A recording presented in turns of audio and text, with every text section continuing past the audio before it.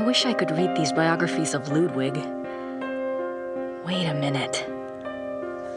Ludwig II, fairy tale king of Bavaria. I didn't see this before. Yep, English. Huh.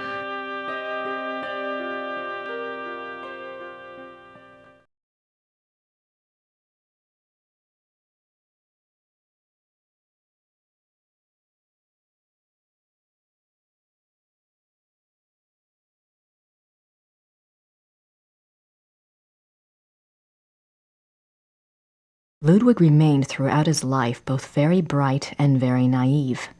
He was an introvert who seemed to be constantly out of sync with traditional views of rulership, money, and human relationships.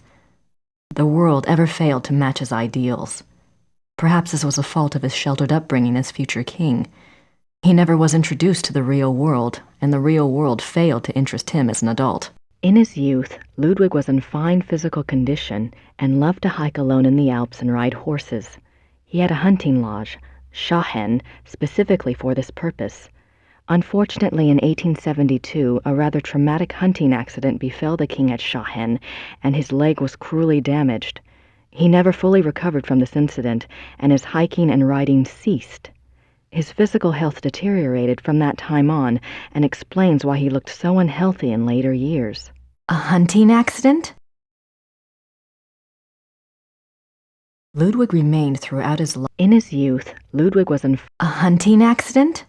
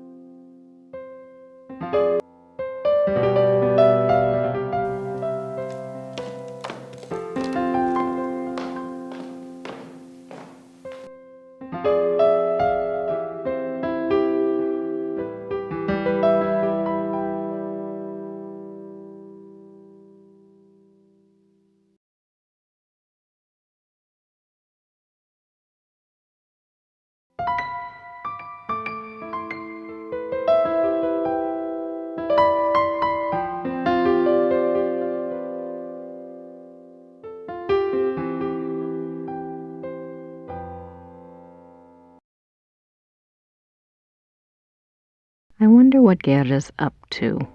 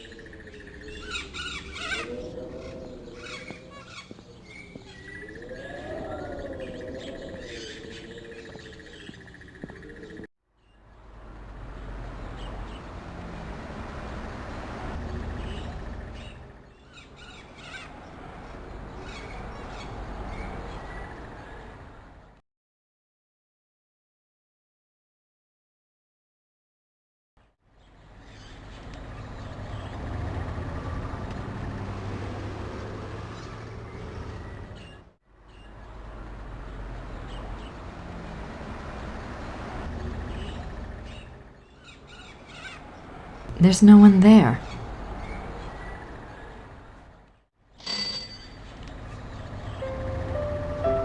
Guten Tag. Grüß Gott, Frau Nakamura. Ich habe etwas für Sie.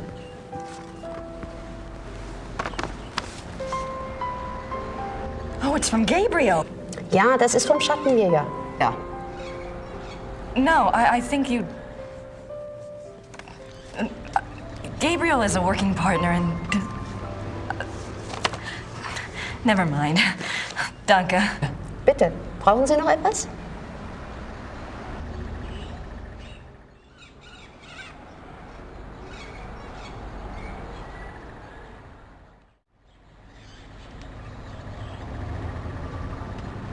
My German isn't good enough for chit-chat.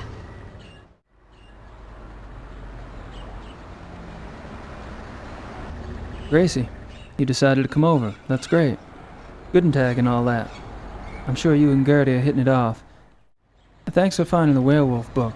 I'm not sure what it all means, but it might be useful. About Ludwig II, you know, I think you might have something there. Ubergrau says there are 2 places you should check out. Ludwig had a castle called New Swan something, and there's a museum about him here in chemistry. Something like that. I really think you should spend some time looking into it. Don't worry. Things are going very smoothly this time around. I've tracked a suspect to a hunt club run by a man named Von Glauer. He seems okay, but I'm sure there's something going on with at least one of the others. Don't worry, though. I met a police detective named Liebe, so I have backup. I'll be finished soon. Sit tight and enjoy your visit till I get there. Gabriel. What does he think? I'm on vacation here? And no address. Thank you very much, Mr. Knight.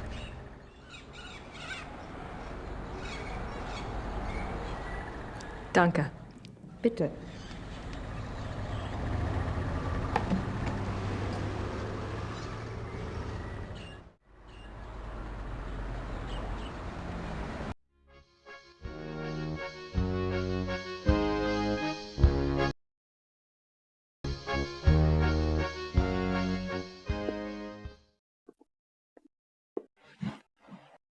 Herr Huber?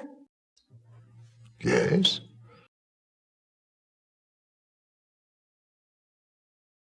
I was wondering if you've changed your mind about telling me where Gabriel is. It's really important. No. Sorry.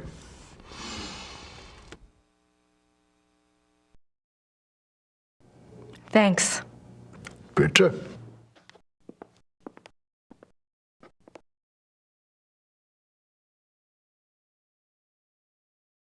Hello there, dear. Hi, I'm Grace Nakamura from the castle. Am I interrupting? Heavens, no. Have a seat, Miss Nakamura. Well, I might. For a moment. Isn't this nice? We just finished our breakfast. Do you want something? No, thanks. Good for you. I can never turn down food myself. Now you just tell us all about it, Sugar Pie.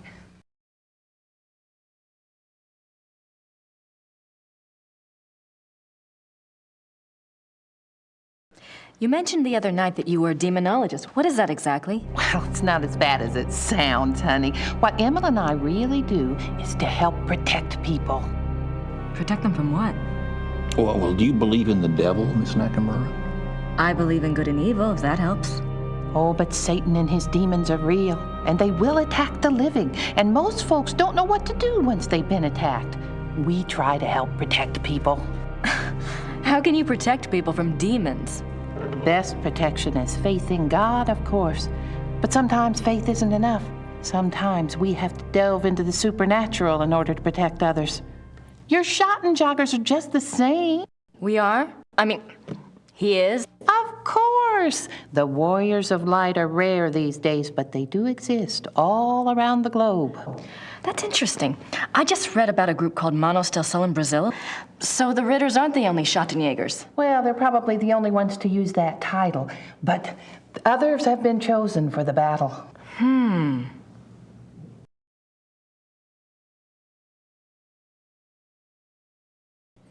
Do you know anything about King Ludwig II? Sure, we saw his castles, didn't we, Mother? We sure did. Why do you ask? Well, I found a letter in the Schottenjäger library warning Ludwig about the Black Wolf. Who wrote the letter? One of Gabriel's ancestors. A Schottenjäger. Seems like whoever was using me as a megaphone helped you find that letter. Perhaps you should follow the path something's pointing at. Look into Ludwig. I intend to. The other night you said something about the Black Wolf. What did you mean? Where did you hear that name? I wasn't the one talking. I don't understand. Well, that's quite all right. The point is, it would be a very good idea to answer those questions, and we must work together to do so. Of course I'll help you, Pumpkin. I'd like to know myself, wouldn't I? It isn't every day one's taken over by a disembodied spirit, and I don't much care for it, thank you. You're not talking about a seance, are you? Oh, heavens no. Thank God. Emil's right. I'm much better at tarot cards. I can read for you or for someone else if you prefer.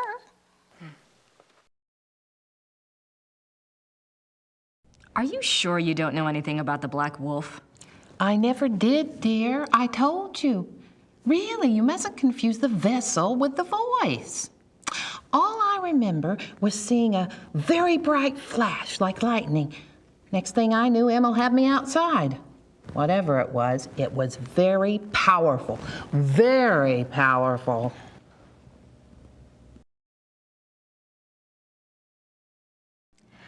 Well, I guess it wouldn't hurt to do my tarot reading. Don't you worry now. I know what I'm doing.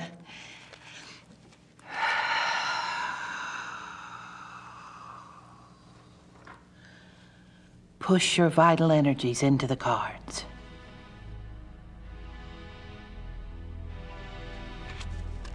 This is your soul card, that which applies to all of your lifetimes.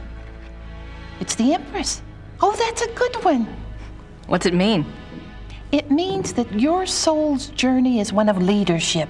There's great strength here and intelligence. This card represents what you're like in this lifetime. It's the Chariot. Self-discipline, control. You need to feel you have a plan, that you're testing your abilities. The Chariot's very masculine. In combination with the Empress, it tells me that you're currently exploring your male side. You will seek out great achievement, but it does have its price. Doesn't sound anything like me. Yes, dear. The third card represents the other. You've pulled the Magician. Who is he, dear? Excuse me? Your other, the Magician. Oh, this is a very powerful card. Major Arcana. My other? Everyone has an other. Let's see. I bet it's the Schottenjäger. What's his name? The Schottenjäger? Gabriel Knight. A name of power. He is powerful, this one. The Magician is dexterous and cunning, mischievous and manipulate. That's Gabriel, all right. And very strong with magical and occult powers. Now this is interesting because your card, the Chariot, is all logic and reasoning, while his, the Magician, is spiritual and intuitive. You two are quite a pair. The fourth card shows what you're trying to achieve at this moment, your immediate destiny. It's the Strength or Lust card. Lust? Not that kind of lust, dear. It's a trial card, finding the strength to continue some difficult journey. It also represents the integration of conflicting energies. That must be your Chariot and his Magician energies. Strength also means bonding those energies, loving without judgment, learning to love the beast. Uh-huh. What is this trial, dear? Do you know? Well, Gabriel and I are involved with a case right now. It will be a hard time. You must let your love give you power. Use the positive energy of your union or you may not succeed. I think you have the wrong idea. Gabriel and I just work together. Yes, dear. But if I might just suggest, when you're facing negative forces, the positive energy of love is a very vital weapon. You make yourself vulnerable when you resist your own tools. Well, that's been helpful. I hope so, dear.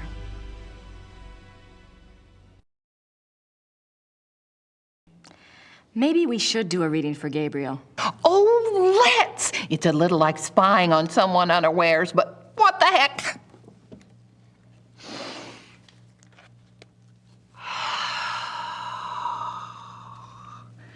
Reach out to the cards and to think about his essence.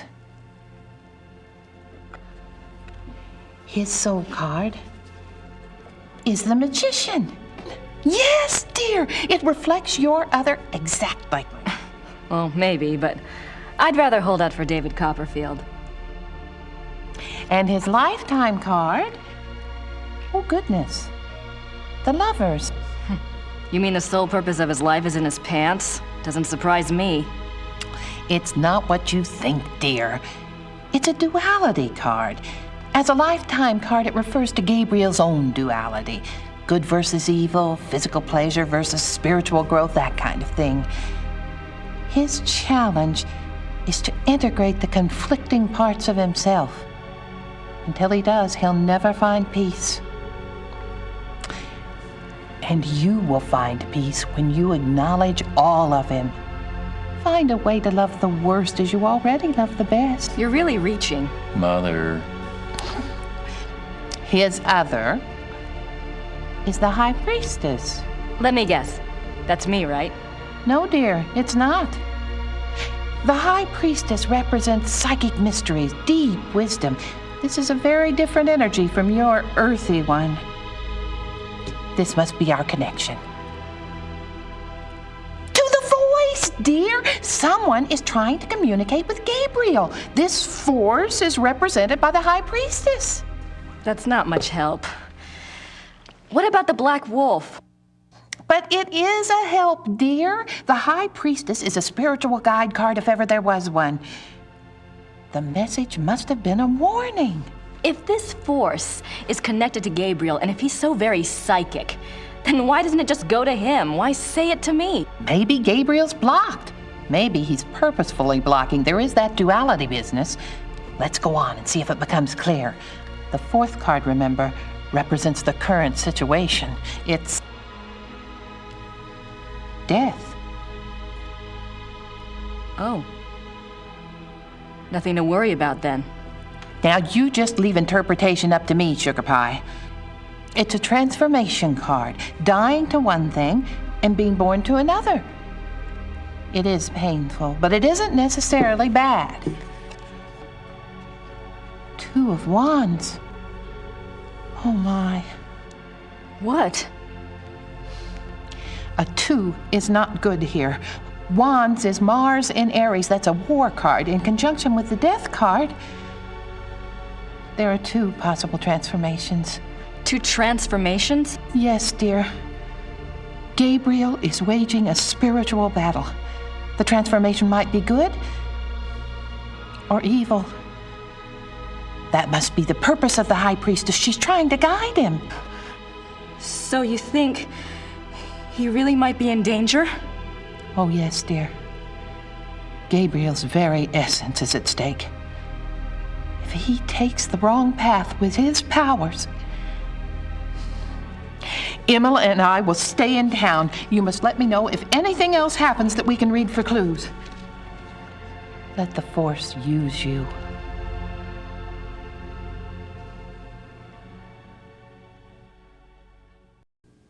I'd better go. Anytime you need us, stop by.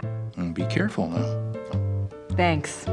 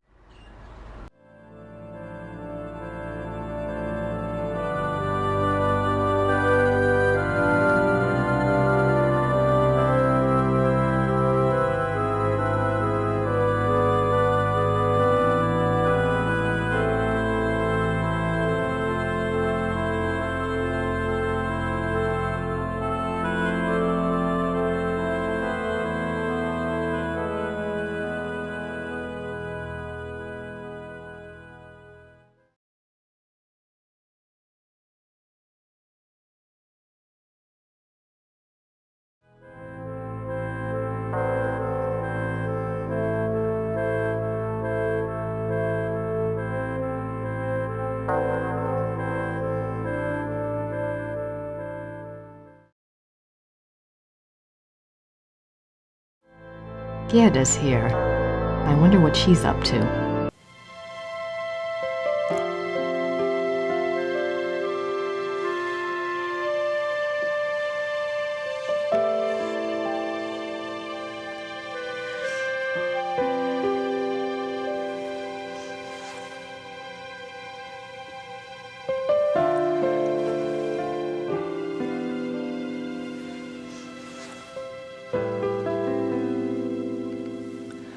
Oh my god.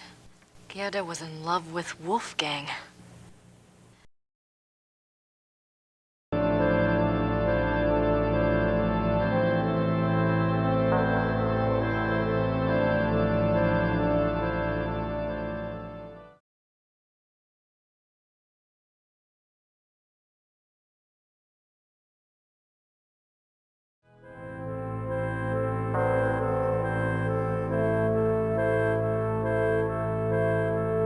Boy, do I feel stupid or what.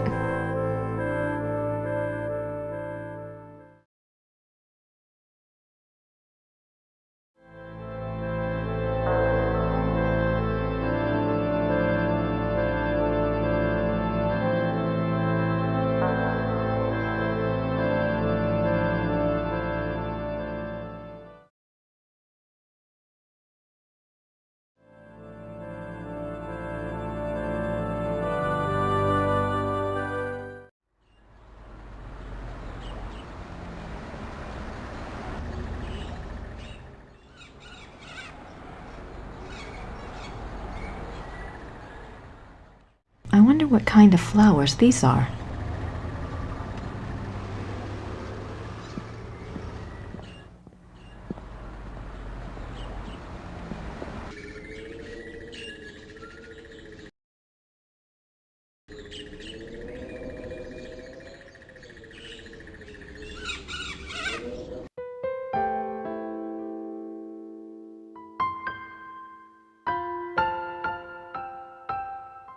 I don't have time to sit around. Too much to do.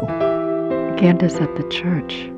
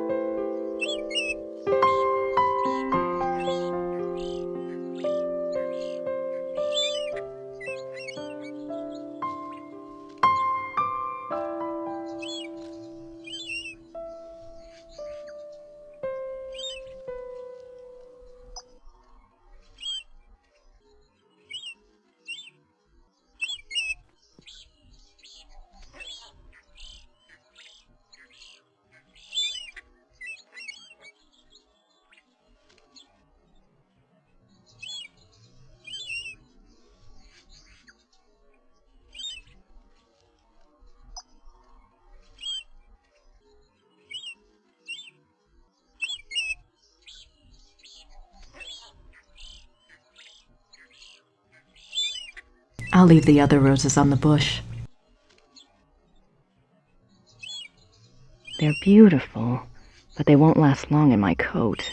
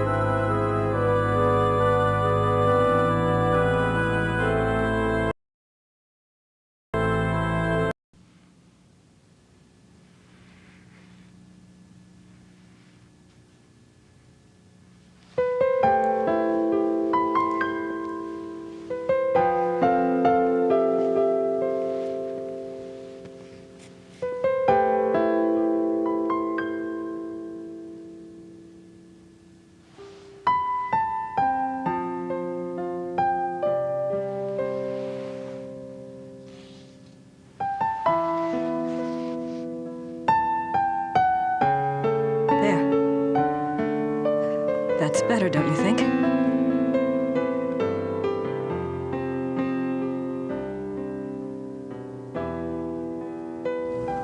I'm so sorry. I was an idiot. Gabriel and I, we never... I know. It's my fault. It's Gabriel's fault. He never tells me anything. I don't know why he didn't want me on this case. Maybe he just... Don't even try to make excuses for him.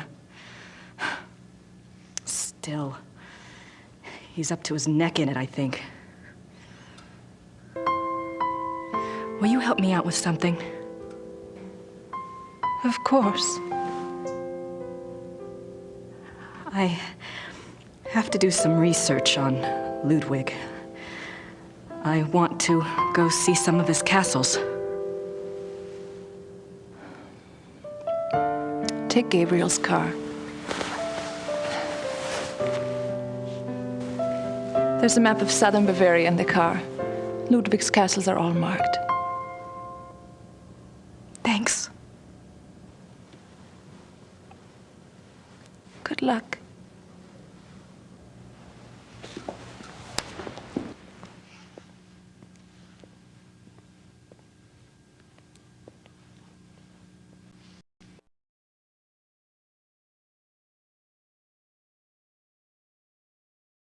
I think she wants to be left alone.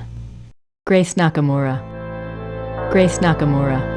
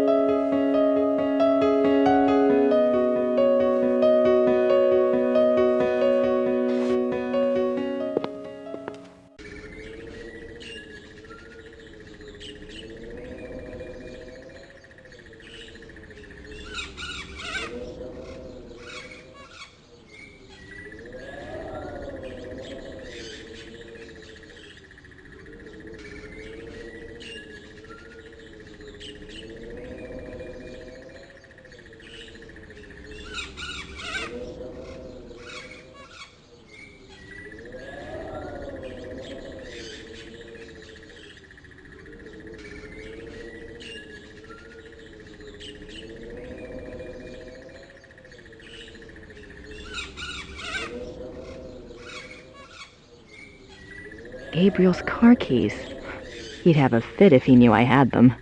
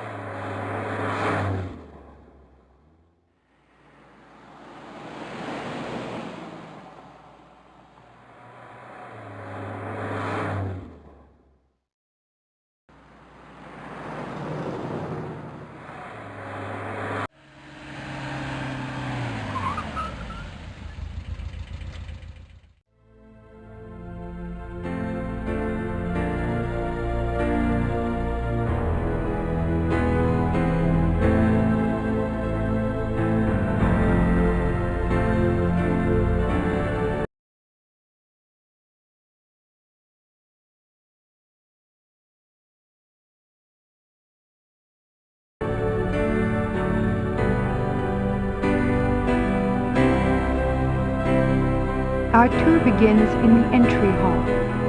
Ludwig II lived from 1845 to 1886. He assumed the Bavarian throne at the age of 18 when his father died. Ludwig's passion was building castles.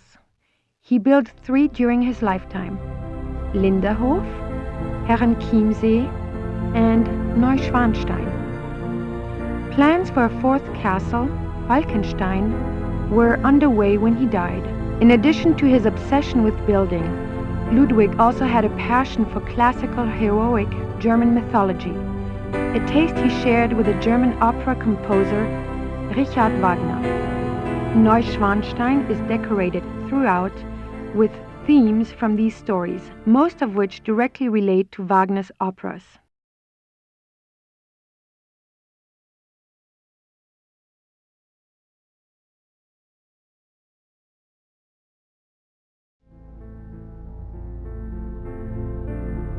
I wonder where that door leads. These scenes seem to tell a story, but I have no idea what story.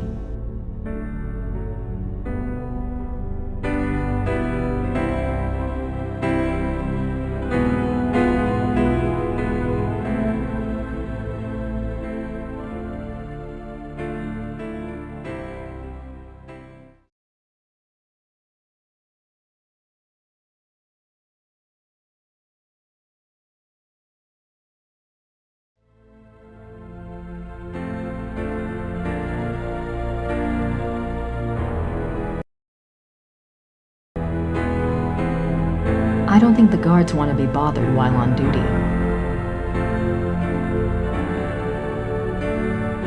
Did they have running water in 1886?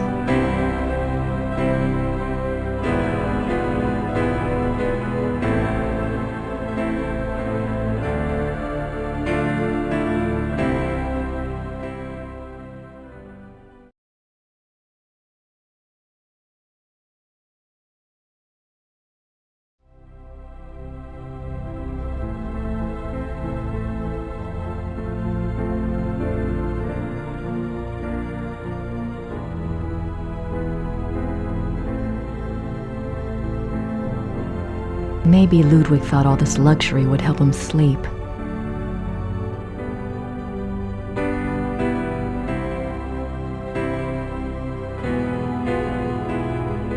You are now standing in the king's bedroom. The theme of the bedroom is Tristan and Isolde, the tragic love story retold in Wagner's opera. The opera was given its first performance in Munich in 1865, and a 20-year-old Ludwig attended. This is probably the most elaborate and expensive bedroom ever created. It took 14 woodcarvers 4.5 years to create this room. It was this kind of extravagance that bankrupted the king. In the years before his death, he found it increasingly difficult to find money from any source.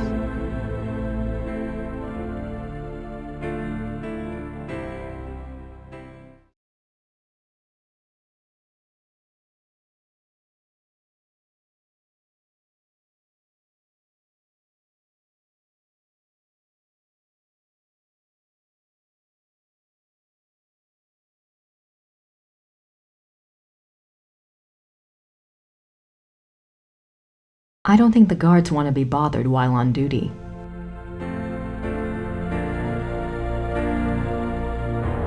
These linens look seriously expensive and seriously old.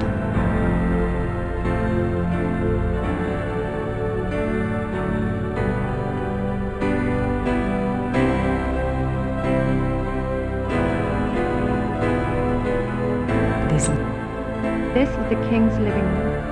The walls are decorated with scenes from the Lohengrin saga. The king first saw Wagner's opera Lohengrin when he was 16, and it so affected him that he considered it a form of enlightenment. The tragedy of Lohengrin was his essential loneliness.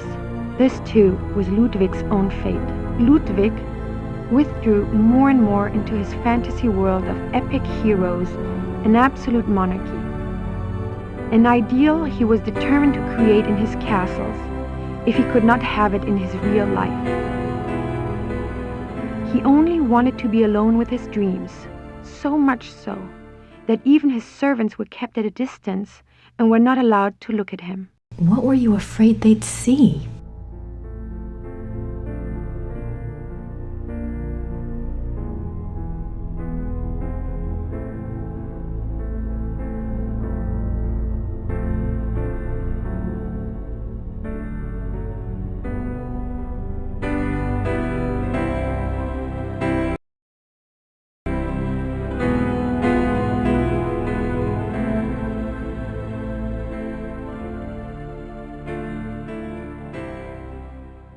It's a beautiful crucifix, ivory and gold.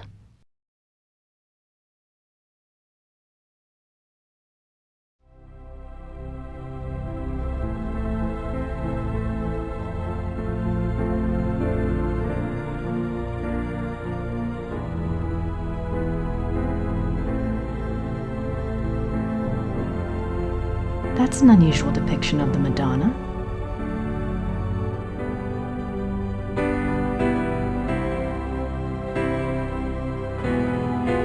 King saint?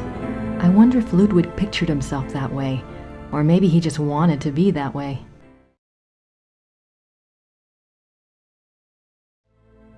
This is Ludwig's private chapel. The king was a devout Catholic, as were all of the Wittelsbacher rulers. They supported the Roman Church even when other European countries were dominated by Protestantism.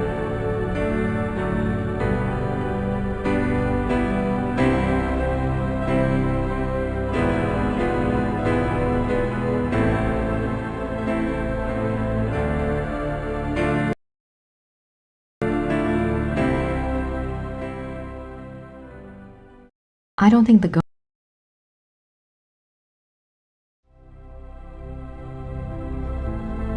more swans.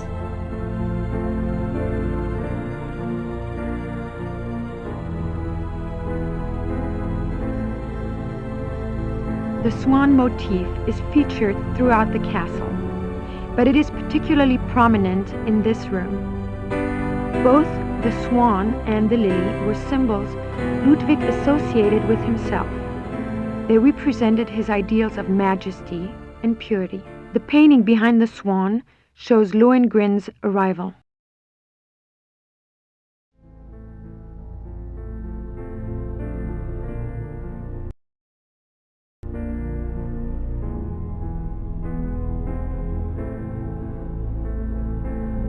I can almost picture Ludwig in here.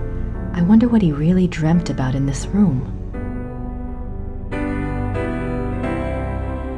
This is a reproduction of the grotto from the Tannhäuser saga. In such places, Ludwig could pretend he was one of his beloved mythic heroes. As the grotto personifies, the castles were solitary playgrounds built for Ludwig alone. He believed the masses were too coarse to appreciate fine art, and he seldom entertained guests. In fact, Ludwig had a standing order that upon his death, the castles were to be destroyed. Fortunately, the estate was in such debt that the castles were opened for paying tours only weeks after Ludwig's death. They haven't closed since. It is one of the great ironies of Ludwig's story that the castles that he was thought insane for building are now considered Bavaria's finest treasures. They have paid for their construction many times over.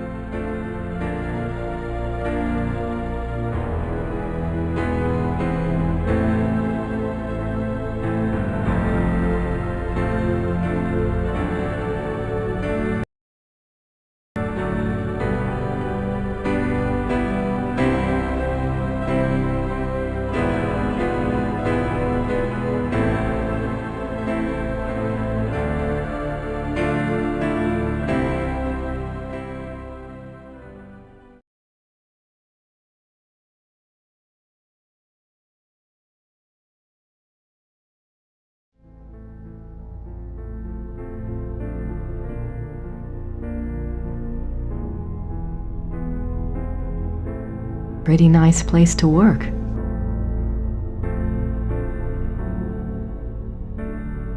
Pretty nice. I doubt there's anything left in there now. Besides, the guard would kill me if I touched it.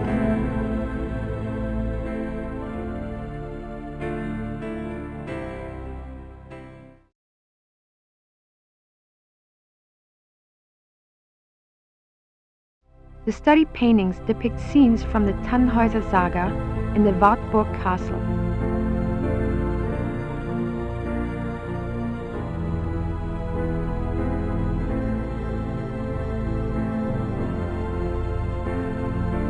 This is the king's study. Ludwig spent much time at his desk writing letters, drawing up plans for his projects, and studying his favorite authors. He loved poetry, history, and the classics. In later years, he also studied the occult. What affairs of state he did reluctantly attend to were generally attended to alone at his desk in writing. His reluctance to meet with his heads of state and perform the duties of the king were one of the reasons for the charges brought against him in 1886. But Ludwig dreamt of true kingship and a true monarchy, and the small powers left to him after Bavaria succeeded power to Prussia only incited his disdain and frustration.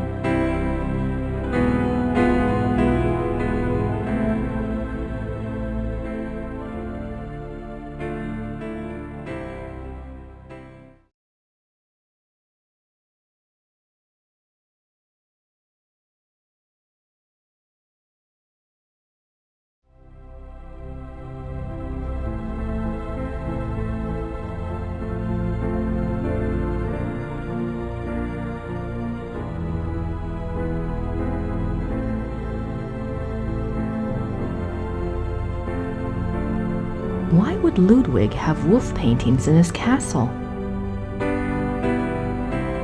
Why would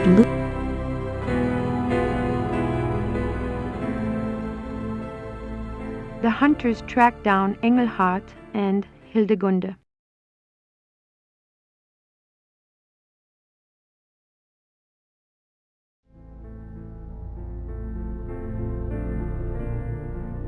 This is the final room of our tour, the Singers' Hall. It was modeled after the Singers' Hall of the Wartburg Castle, where minstrel competitions were held in the 13th century. The hall was built for small private concerts, but Ludwig himself never gave one here. It is said that during the last few years of Wagner's life, he came to Neuschwanstein frequently and performed for the king alone in this room. The hall is probably best known for its enigmatic wolf paintings. The original paintings were from the Parsifal saga, but in 1882, Ludwig had them replaced, supplying the description and titles of the new paintings himself. While all the other rooms in the castle show scenes from Wagner's operas, the scenes in this room are not from any opera that anyone can identify. It is yet another of the many mysteries associated with the life of the fairy tale king.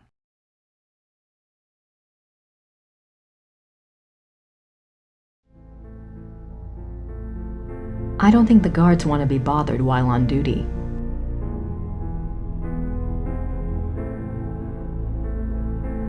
This is the final room, the hall. Nice view of the Alps.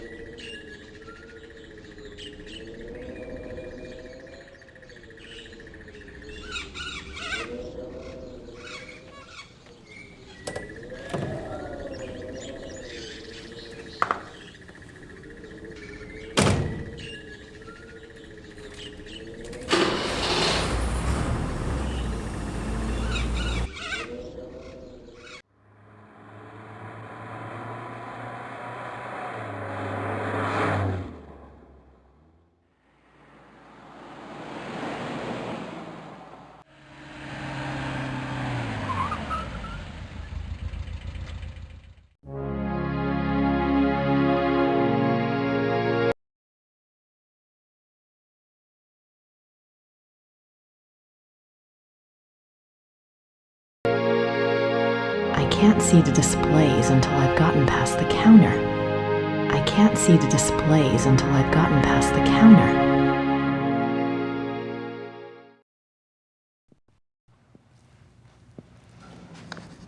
Guten Tag. Guten Tag.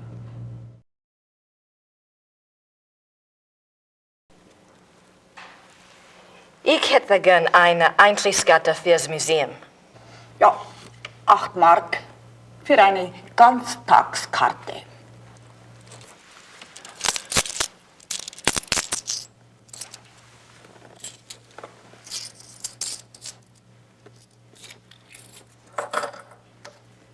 So, Danke. bitte.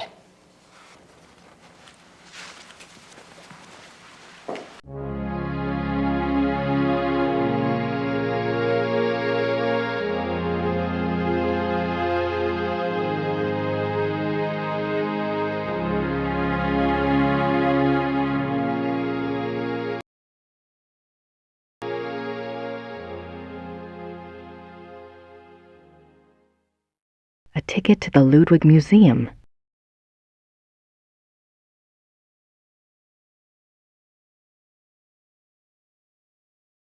She's beautiful.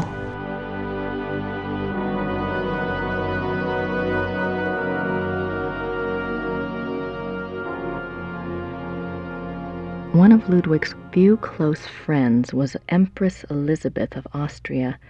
She was a distant cousin of the boy Prince, and he saw her often growing up. Graceful and beautiful, Elizabeth seemed to represent the feminine ideal to the younger Ludwig.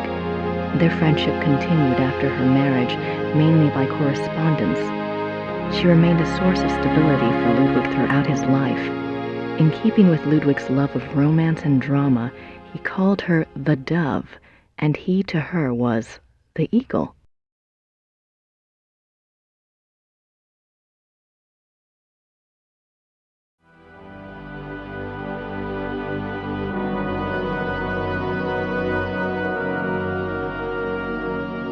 They certainly make an incredible-looking couple.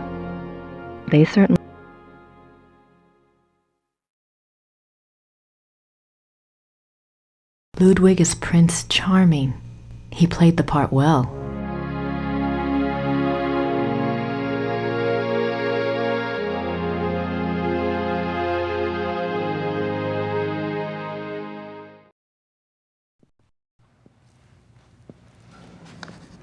Guten Tag.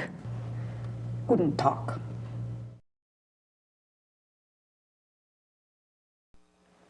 Ist das die Ludwig Museum? Ja, ja. Ludwig der Zweite von Bayern.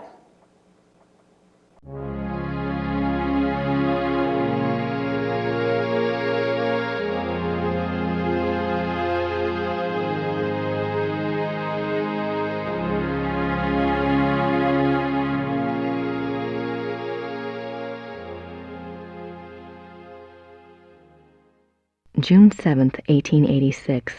A group of men arrive at Neuschwanstein Castle demanding to take the king in custody.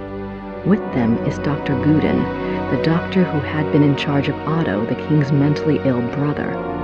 The men have an order for the king's arrest on the grounds of insanity. They are refused admittance by a brave group of farmers and local soldiers who have come to Ludwig's aid. They are forced to retreat to nearby Hohenschwangau. This is the first Ludwig hears of the conspiracy. Ludwig composes a pamphlet explaining the subversive acts of the conspirators and eloquently pleading with his people for aid. The pamphlet is smuggled out of Neuschwanstein and printed, but the pamphlets are seized before they can be distributed.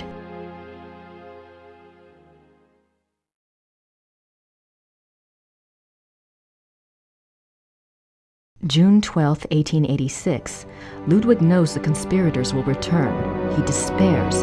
He asks his servant for the keys to the tower. The servant, fearing the king intends suicide, says the key is lost. Unbeknownst to Ludwig, the conspirators arrive at the castle. This time, there is no one to stop them.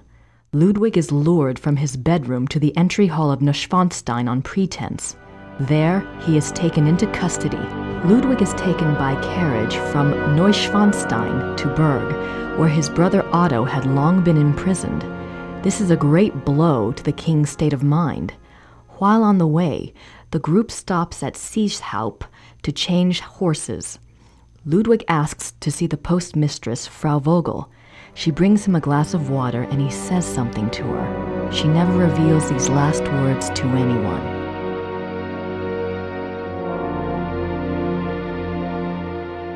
June 13, 1886.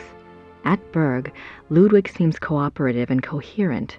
Dr. Guden writes to the government that he has Ludwig well under control. The two men go out for a walk, and Dr. Guden is so confident he dismisses the guards. When Ludwig and the doctor do not return after several hours, a search is undertaken. The bodies of the two men are found in the lake, drowned. Circumstances unknown.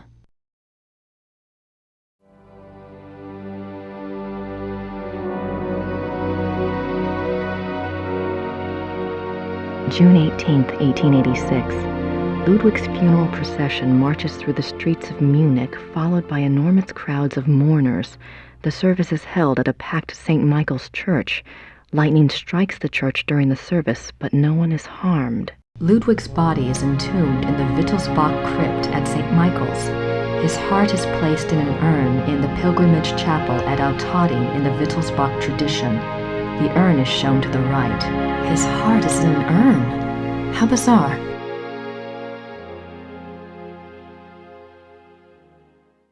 I have no idea what that says. Looks old, though.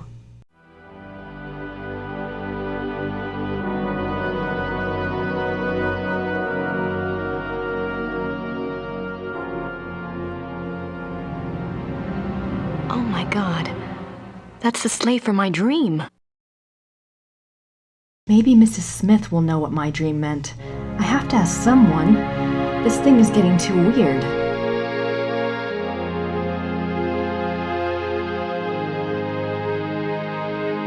The midnight sleigh rides. Ludwig went on long sleigh rides in the middle of the night, particularly in his later years.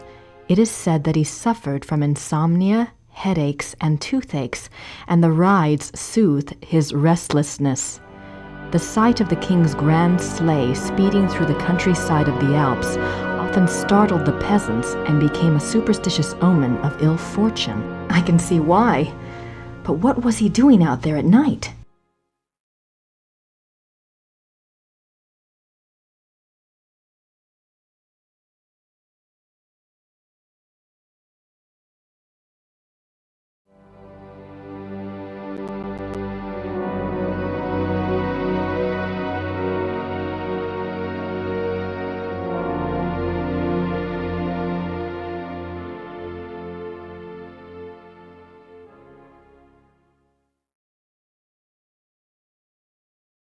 Ludwig's death mask.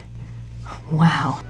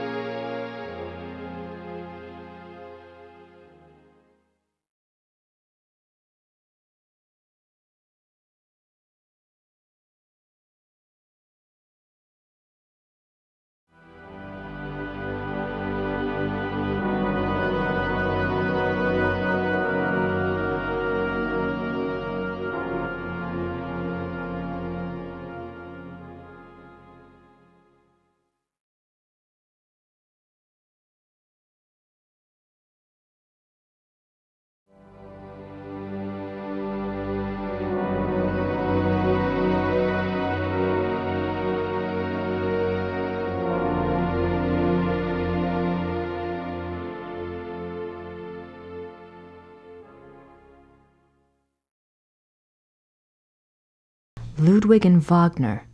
Ludwig loved the opera of his contemporary Richard Wagner. He helped support Wagner's music through much of his life.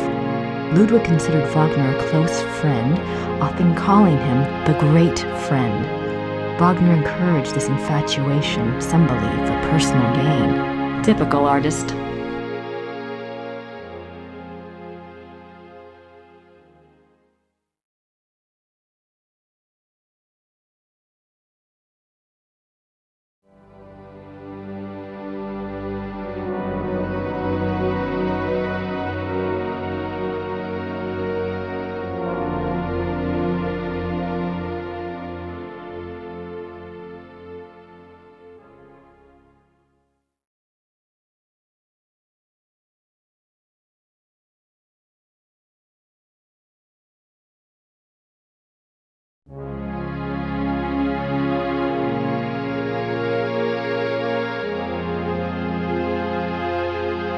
Even after Wagner's death, Ludwig still showed signs of obsession with the composer.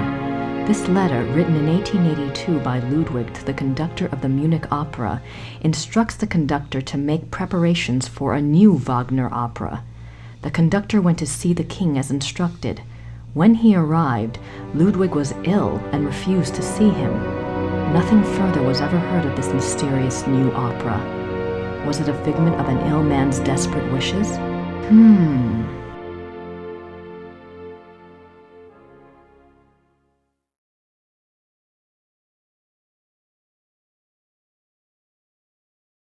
Ludwig is offered a crown of laurels by the genius of immortal fame. 26 July 1874, By the power of the lily, we shall have the strength to resist all temptations throughout the whole year. 26 July 1875. Solemn oath before the picture of the great king. Refrain for 3 months from all excitement. This oath has its binding power as well as its potency by de par le Roy, LNR, DPLR. What excitement! I need to see more of that diary.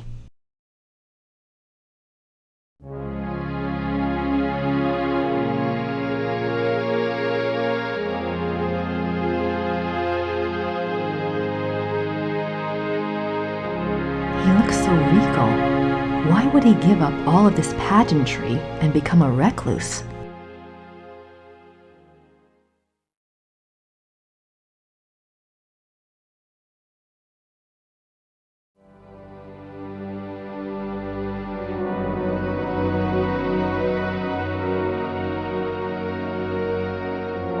Ludwig is Grand Master of the Knights of St. George. The Knights of St. George was an aristocratic society dedicated to the acts of chivalry. Ludwig loved the medieval pageantry of the order in his early years, before his increasing reclusiveness drove him to abandon public appearances.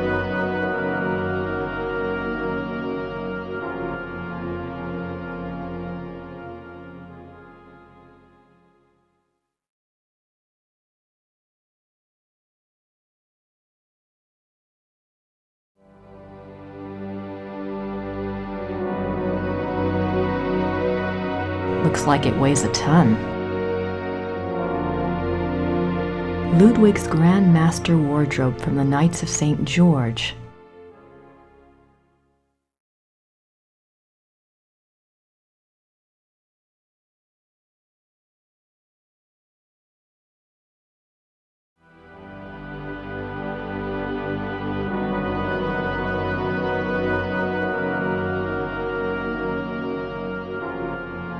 Signets and sash pins from the Order of the Knights of St. George. These were worn on Ludwig's uniform, as befitted his rank of Grand Master. They are now the property of the Bavarian Crown Treasury. I wonder if these pins have any symbolic meaning. I wonder if...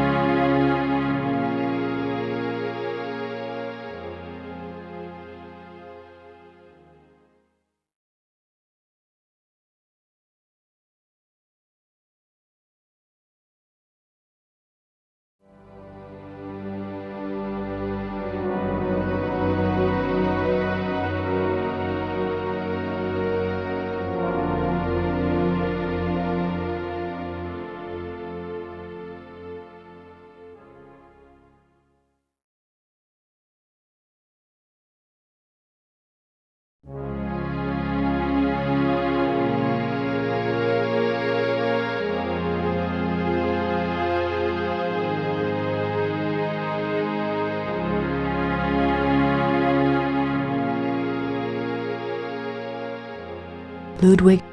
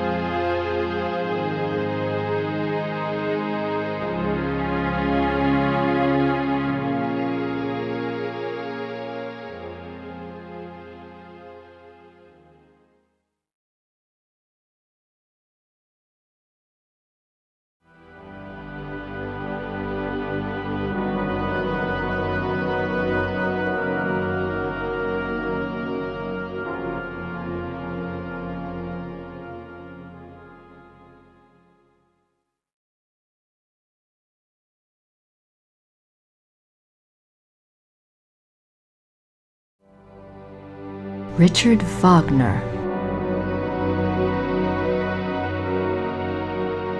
Ludwig's diary. Ludwig kept a diary from 1869 when he was 24 years old until his death. The diary provides a fascinating look into the mind of this tormented man. The original diary is kept in the Royal Archives. A few entries are shown on the opposite wall. I've got to see that diary.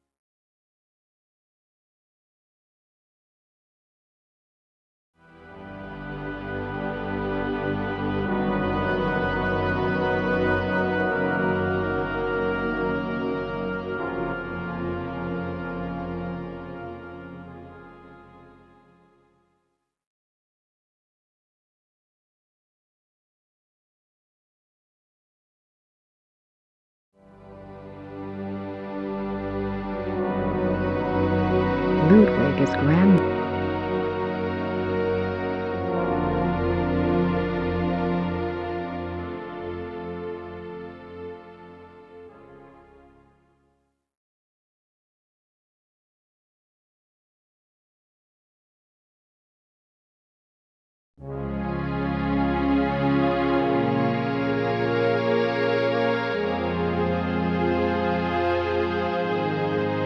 Even after Wagner.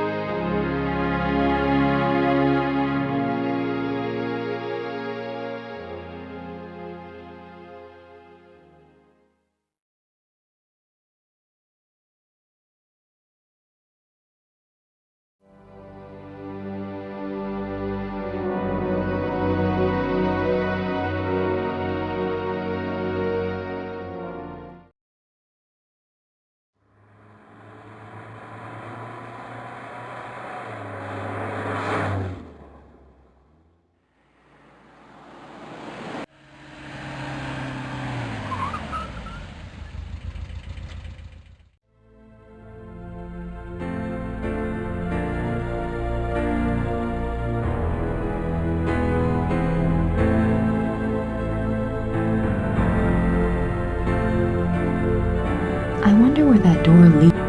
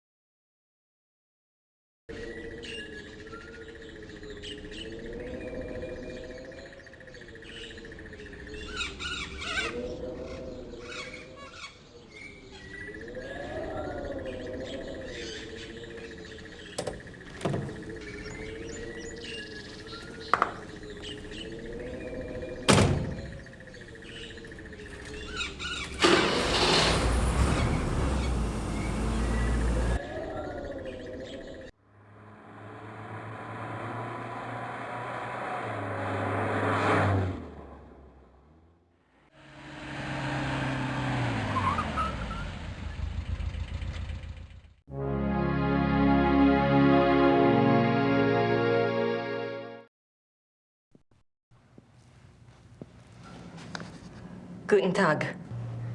Guten Tag.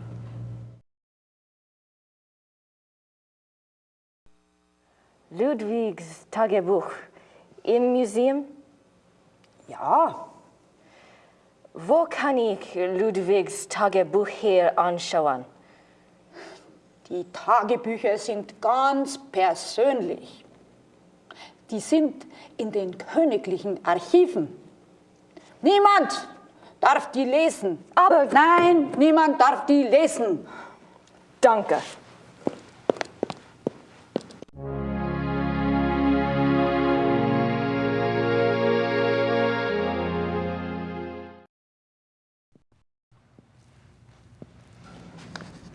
Guten Tag. Guten Tag.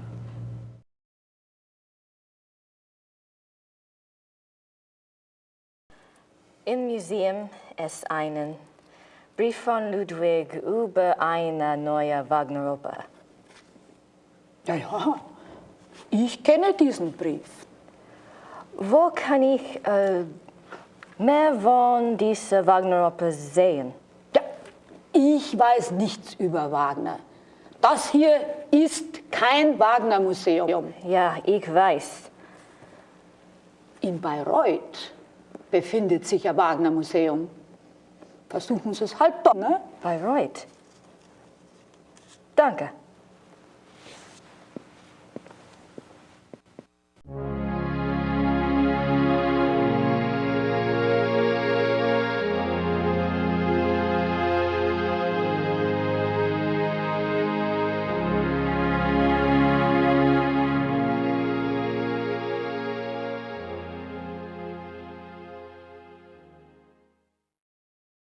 I don't have anything to say to her at the moment.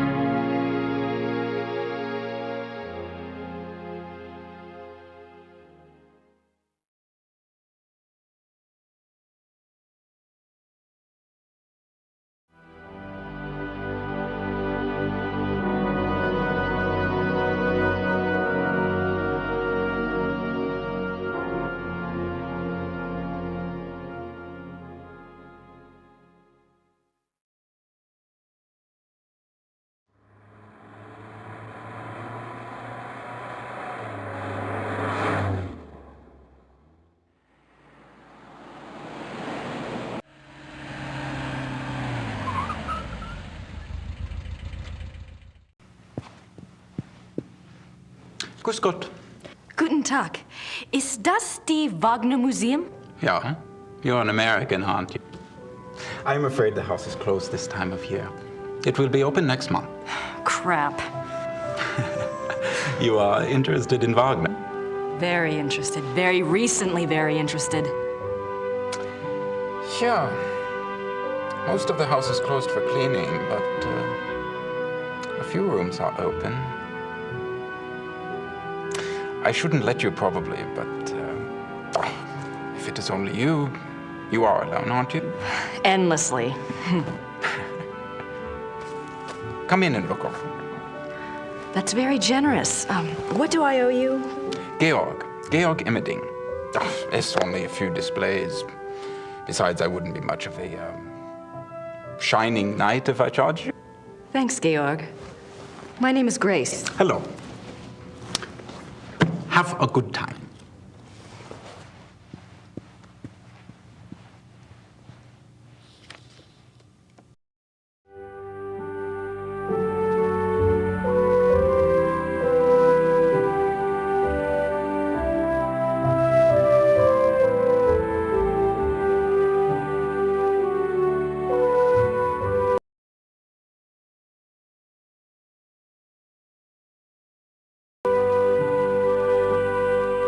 Richard Wagner.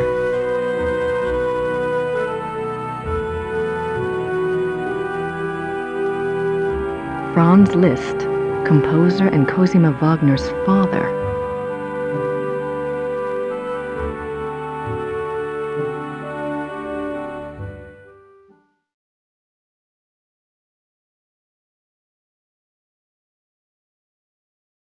Wagner's piano. On this piano, the maestro composed his later operas, including The Ring.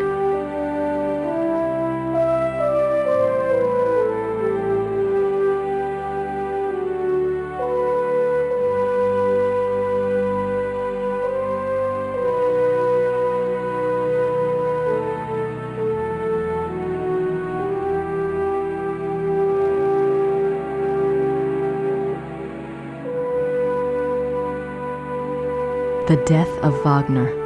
On Ash Wednesday, 1883, Wagner suffered a heart attack in a Venetian gondola on the way to San Michele.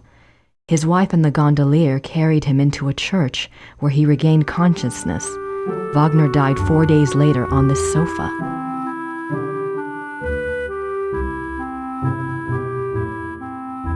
Wagner died on that sofa. That's kind of creepy.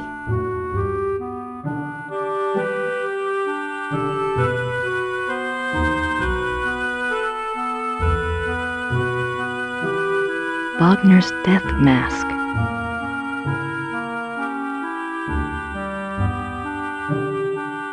Wagner's desk, exactly as it was on the day he died.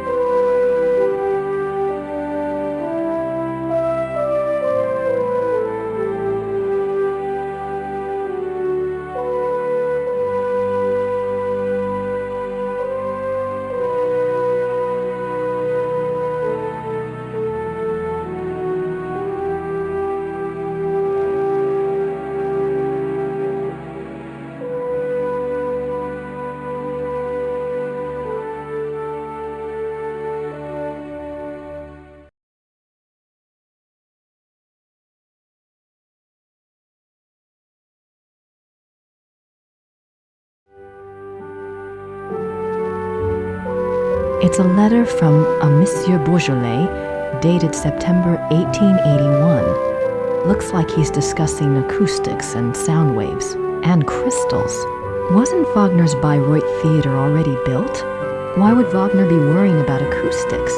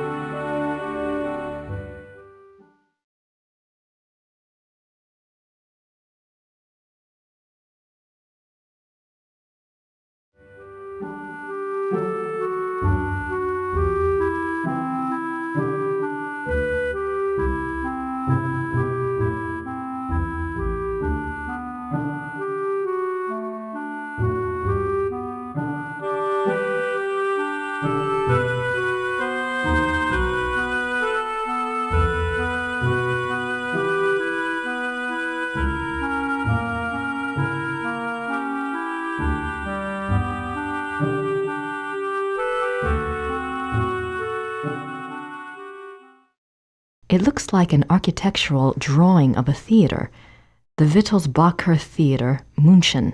Every square inch is measured.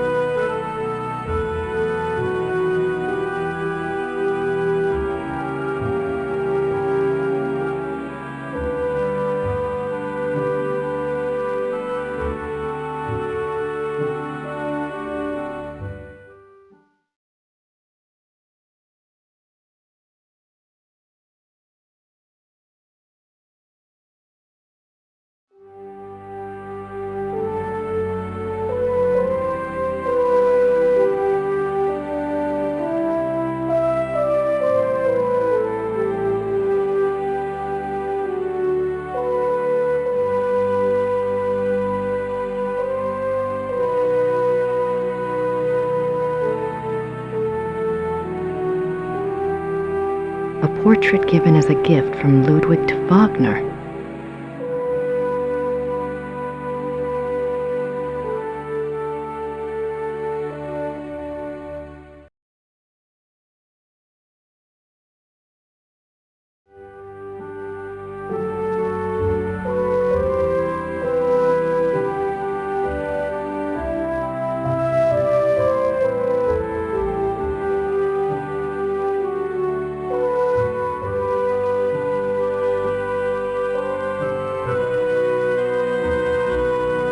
June 10th, 1881, Munich residence. Great friend. I am writing to you in the middle of the night. My blood is pounding too wildly for sleep. Tonight's performance, how can I describe it? I am unsure whether to be terrified or thrilled. Perhaps I even feel hopeful. If it is hope, you have given it to me, my friend, for the first time in years. We must speak. Something happened during the music tonight, but I must have your absolute confidence. As you love me, come at once. Your devoted king, Ludwig.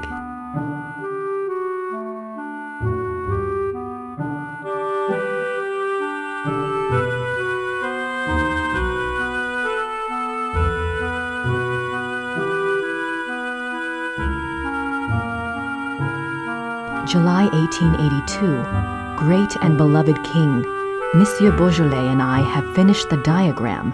We checked the figures many times, and Monsieur is confident that it will work.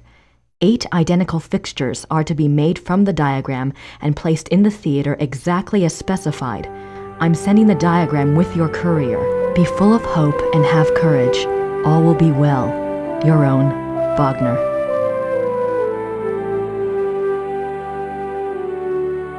Ludwig's death mask.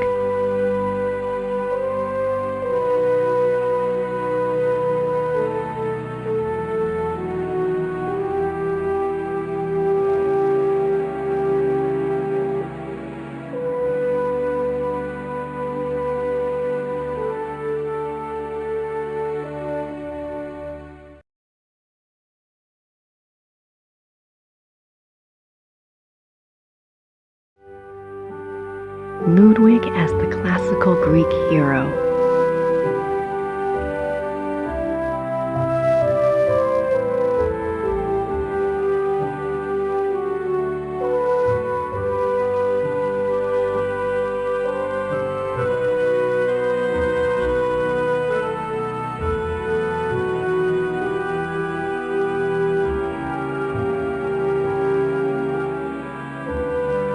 This must be a model of Wagner's own theater, here in Bayreuth.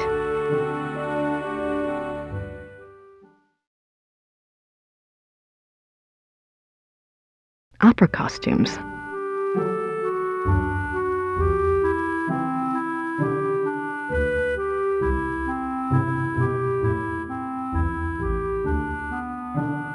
These look like production designs. I don't see anything that looks like those wolf paintings in Neuschwanstein, though. These look like production designs. I don't see any.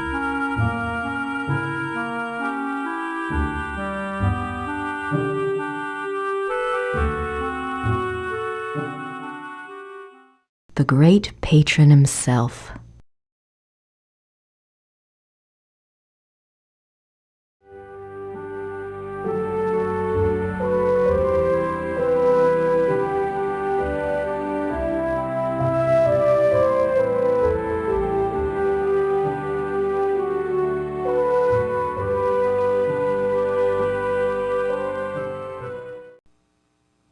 What are you doing here if the museum is closed?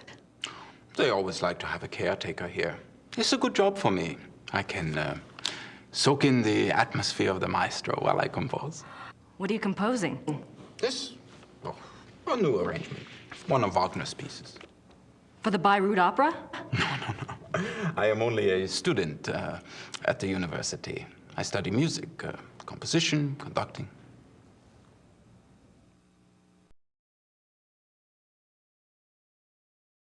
Is there much of a call for conductors in Europe? Ask my brother. He is the conductor for the Munich Opera. Well, that's convenient. Does that mean you get free opera tickets? Yes. I get a week's pass to the Opernfestspiele, the Opera Festival in Munich. It starts in a few months. Hope I'm still around to see it. Come with me if you like. If you're still around, I can go backstage and all sorts of things. I'd love that. If I'm still in Germany, I'll call you, all right? Yeah, good.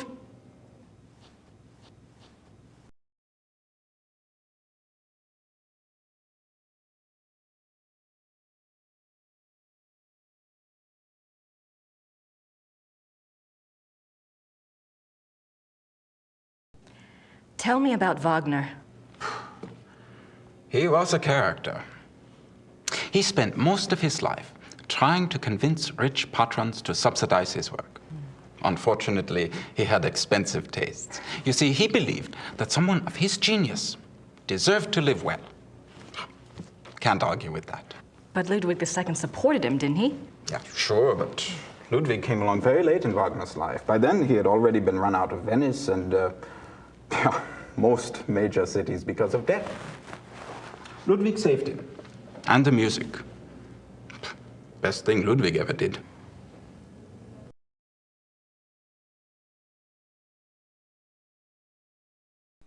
Do you know anything about that letter from Wagner to Ludwig in the display case? The one about the diagram? Ah, no. Some sort of equipment for Ludwig's theater. But I don't know why Wagner would have cared about this. If he was worried about any theater, you would think it would have been his own theater, here, in Bayreuth.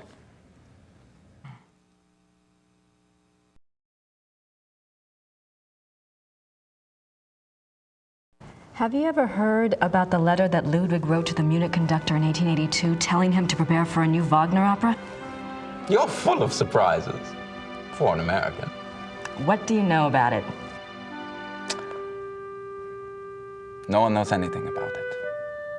It's like a treasure map, you know? It's probably a complete fairy tale, but it does make you wonder. You have no idea what it could have referred to? Maybe something that Wagner was working on with Ludwig? If there was, there's no trace of it.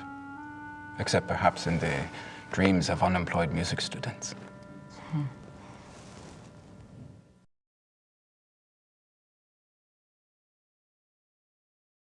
Have you ever heard about the wolf panels in the Singers' Hall at Neuschwanstein?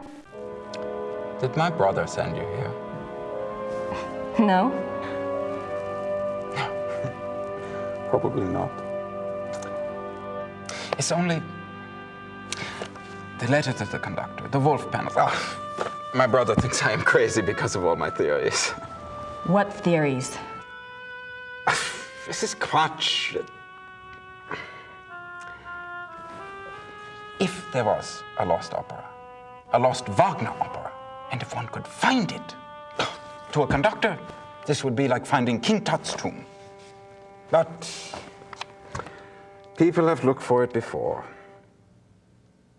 If it ever existed, it is gone forever. My brother says I waste my time even thinking about it.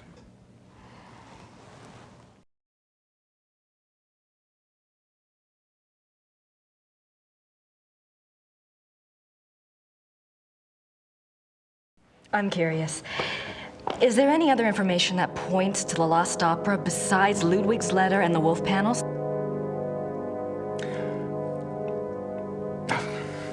It's nothing. I'm not even supposed to have seen it. You see, my brother says that Wagner was too egotistical to have produced a lost opera. If he was working on something new, every person in Bayreuth would have heard about it. On the other hand, it was in Ludwig's character to have wanted a private opera. But it wouldn't have been private. Ludwig's letter shows he intended it to be played in Munich. Yes, but that it would get so far without Wagner telling others? Why keep it a secret? Maybe there was a very good reason for secrecy. For example? Like... Never mind.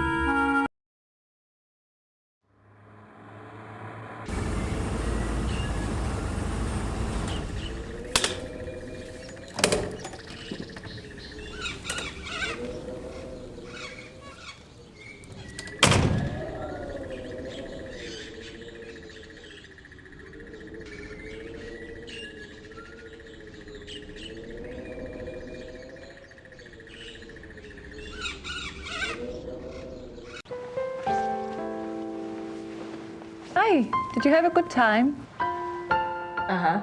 Anything new? Yes, you had a phone call. Really?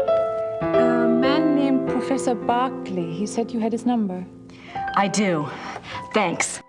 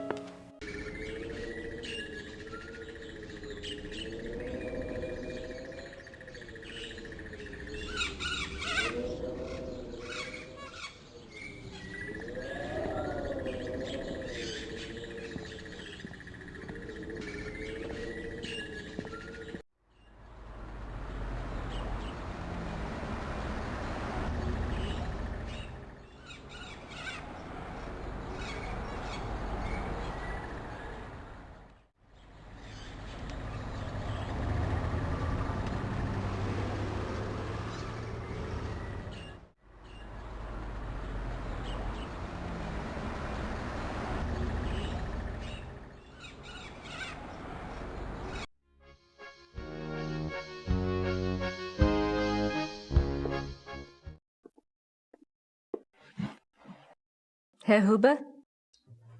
Yes?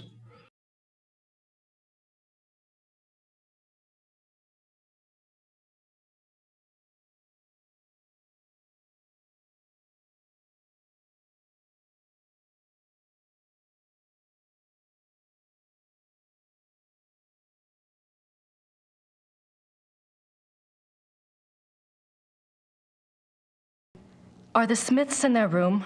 Ja, I believe so. Could you ask them to come down, please?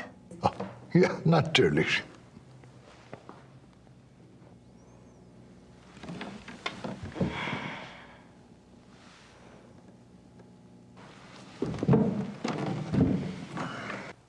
Now you just tell Merle what's going on.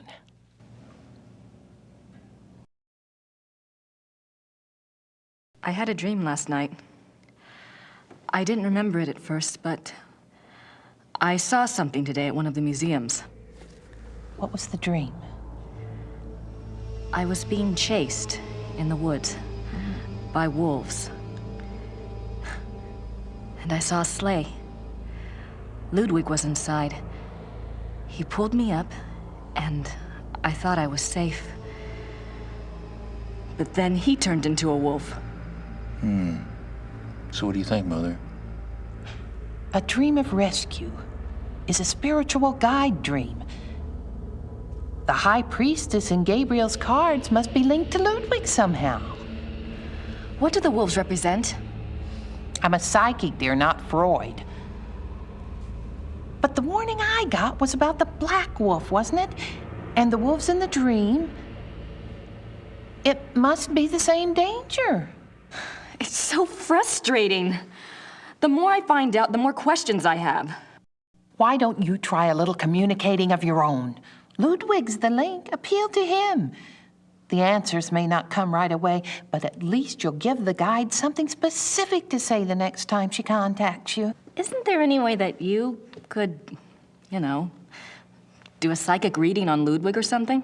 To tell you the truth, I've been trying all day to make contact, but I only feel great despair. Ludwig's soul is not at peace.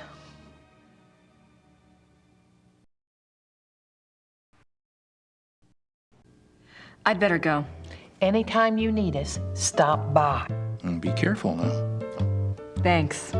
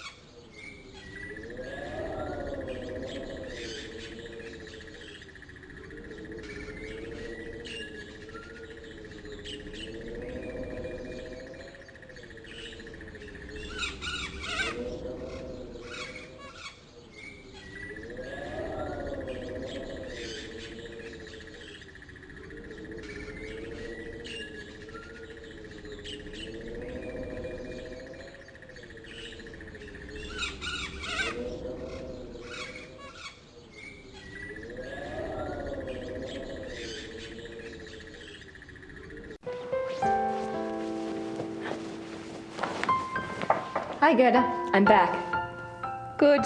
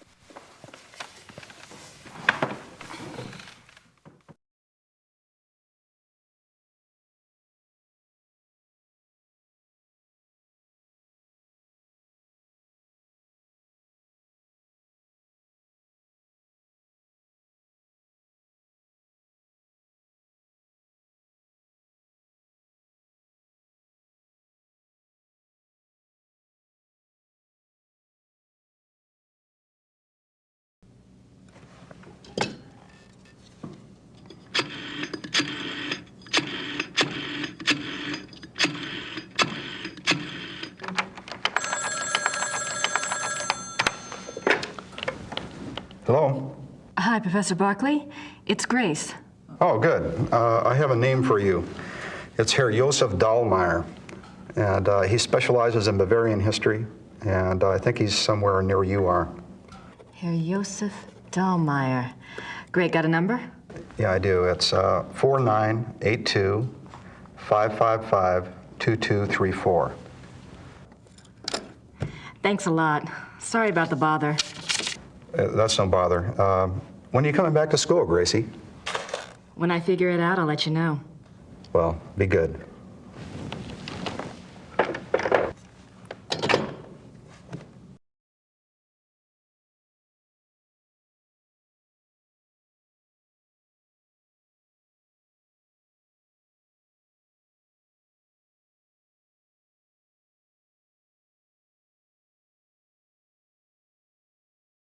Professor Barkley's Ludwig contact.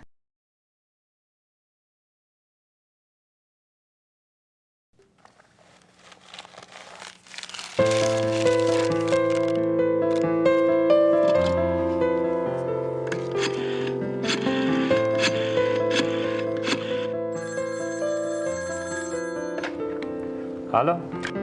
Hallo, sind Sie Herr Josef Dahlmeier? Yeah, you must be Grace Nakamura, the American history student. Yes. I hear you're interested in Ludwig II. Very.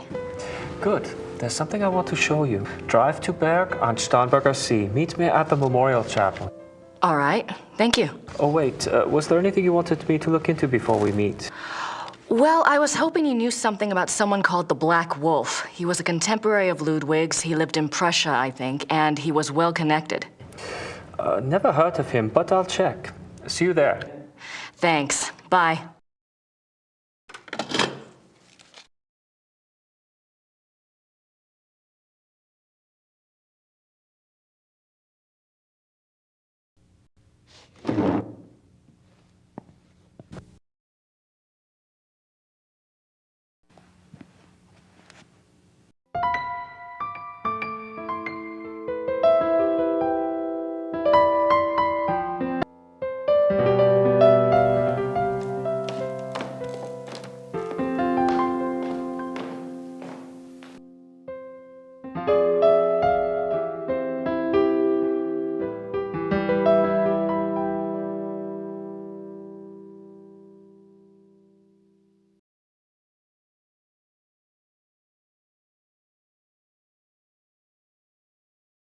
I don't have time to sit around.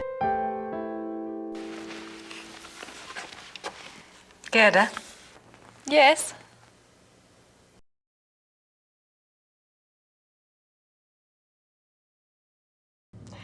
Have you heard from Gabriel at all? No, Grace, I'm sorry. Never mind.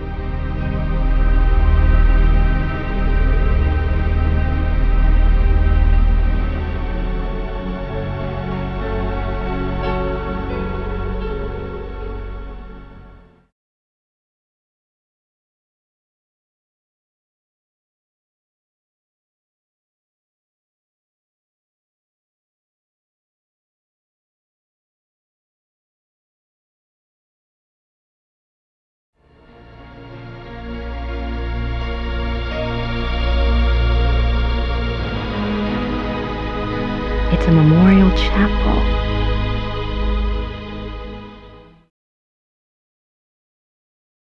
It's a memorial.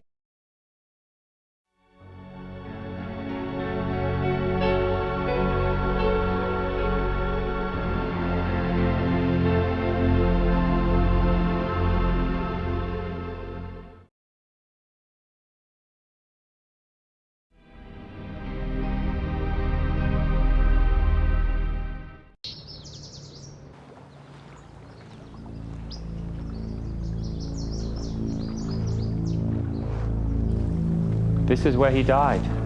You must be Grace. Herr Dahlmeier. Hello. Josef. I didn't mean to startle you.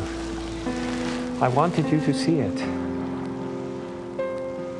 I feel him here the most, you know, more than at the castle. So, what did you want to know?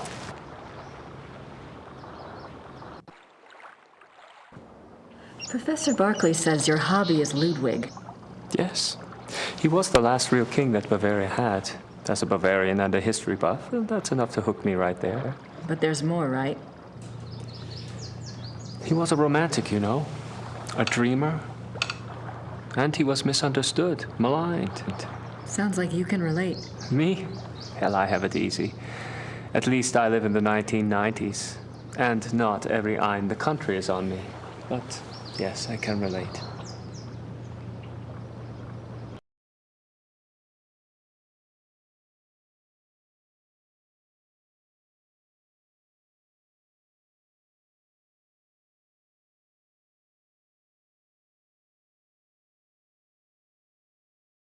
You know about Ludwig's diary, right? Of course. How can I get my hands on it? I'm sorry. I have been trying myself for 5 years. They keep it locked up tight in the Royal Archives, and they don't let it out. They must think it contains things that will hurt his image. They won't let anyone see it, not ever? Only one person outside of the government ever got to see it, a biographer, Sir Richmond Chapel. He had friends among the German royals, and they let him look at it. Did you ever try to contact Chapel? Pick his brain? No, and I don't believe I never thought of that. If you do and you find out anything, you must share. It's a promise. Tell me about Ludwig. I don't know where to start. There's so much. Politically, the most significant thing about Ludwig II was that he signed over independent Bavarian statehood to Prussia in 1870. Bavaria became a part of United Germany, and Ludwig became a figurehead prince under the Prussian Kaiser. Why do you think he did that? Bavaria had been involved in the 100 Years' War. People were tired of fighting. Prussia's push to unite the German states made some amount of sense. Still, Ludwig must have had other options. At the very least, he should have negotiated better terms. So what was the real reason? He was manipulated by Bismarck. At least that's what I think, anyway.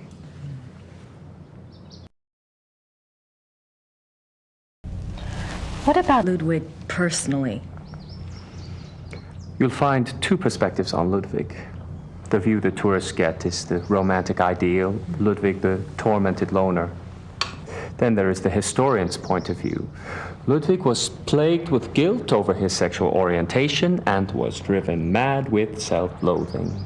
But I take it you're not buying either point of view. Well, it's all too convenient, isn't it? That he was a devout Catholic, there is no question, and I'm sure there were pressures on him to be normal.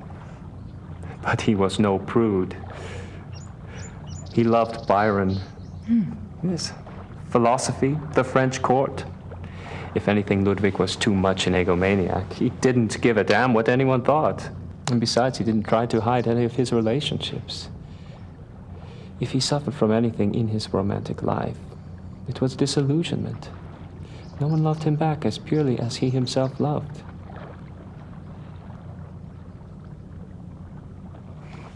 Well, if it wasn't sexual guilt that tormented him, what was it? I don't know. His diary was filled with self-guilt, but I'm sure it's not about that. If I knew, I'd write my own book, set the record straight, so to speak.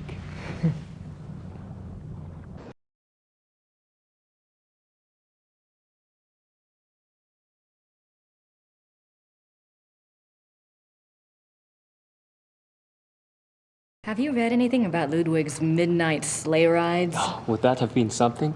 To be out at night and suddenly see him sweep by with his entourage? They say the night agitated Ludwig, and that being outdoors and the rushing feeling of the sleigh calmed him down. Sometimes even the sleigh wasn't enough. He would stop in some remote woods, order his servants to stay put, and go wandering off by himself for hours. It drove the servants crazy.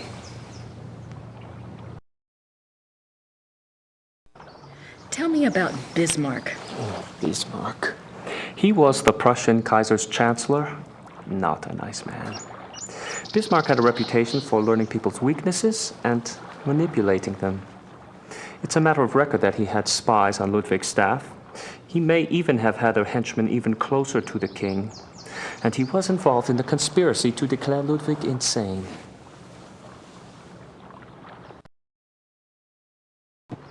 Did you find out anything about the Black Wolf? I did. I'd read about him before, but I hadn't realized that was who you were talking about. His name was Godin, Paul Godin.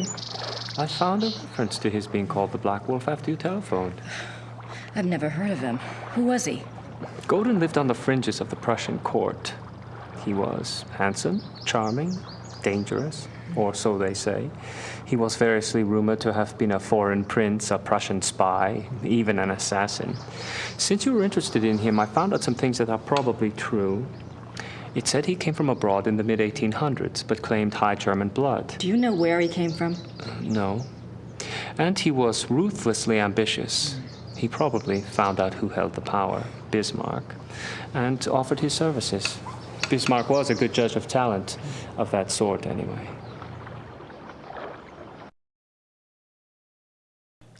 What else do you know about Godin? He must have done something remarkable. Bismarck was not a generous man. He liked to string people along with promises, but rarely came through. He did for Godin, though. He gave him a royal title and lands in 1863.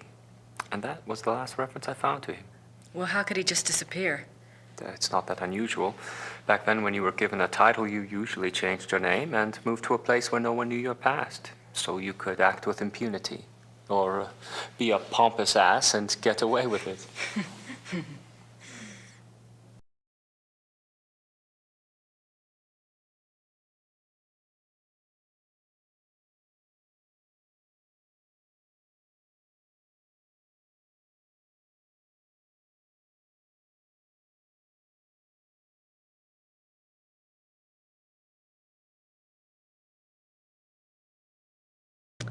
Is there any way to find out what Godin was called after he got his title? Is it that critical? It might be. Well, you could send away for a copy of the entitlement deed, assuming it has been destroyed during one of the wars. Godin's new name would be on it. But you would need a research permit from the government to access those records, and they can be very hard to get. A lot of red tape. Great.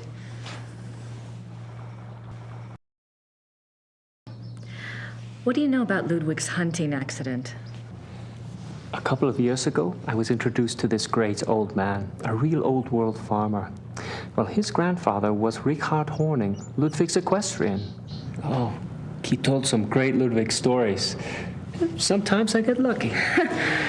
Anyway, he said that after the hunting accident, Ludwig got terribly ill, that he had a fever and was acting crazy.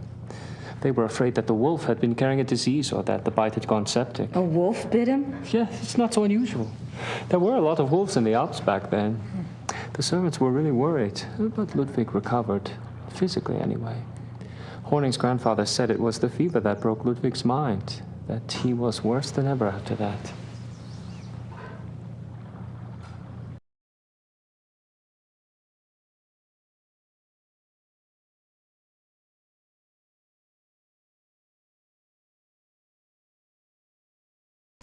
What do you mean Ludwig got worse after the accident? Ludwig always had been a very private person. But after the accident, he got darker, more crazy. Towards the end, he was even forcing his servants to enter his chambers bent over so they couldn't see his face. Horning's grandfather said his temper was fearsome. He would fly into a rage at the least mistake. Must have been terrified of him. Yes, well. Horning's grandfather felt sorry for Ludwig, and Ludwig hated his own violence. He was always giving gifts to his servants to apologize.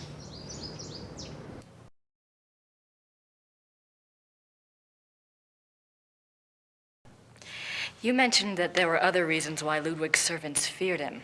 Ah, that's another of Horning's mysteries. There's a story about Neuschwanstein. Apparently, there was a period of time of 2 or 3 months when Wagner would come and visit him Wagner? there. Yeah. The two would lock themselves in the singers' hall. Horning's grandfather said the sounds that came from there were awful. Well, the servants had superstitious minds anyway. Some of them quit over it, just walked away. What kind of sounds? Horning's grandfather called them heartbreaking and ungodly. Maybe it was Wagner trying to sing. Well, I guess that's all for now. Thanks for your help. It's my pleasure. And if you ever want to talk again, just give me a call. I'll meet you down there. I will. Thanks. Servus. Well, bye.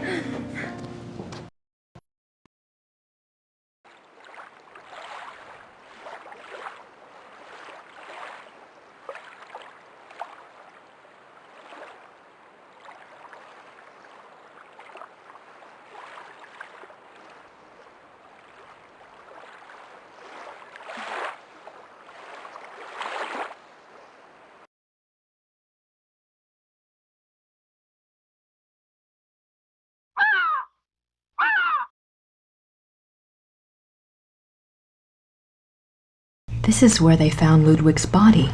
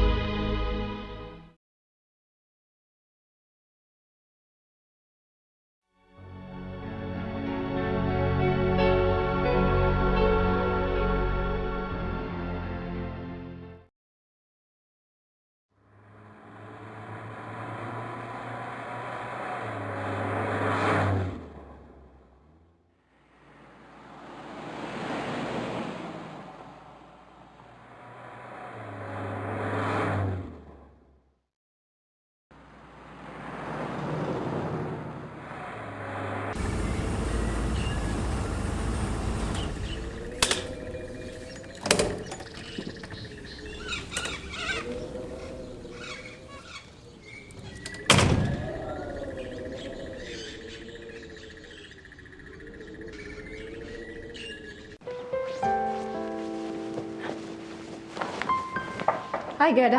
I'm back. Good.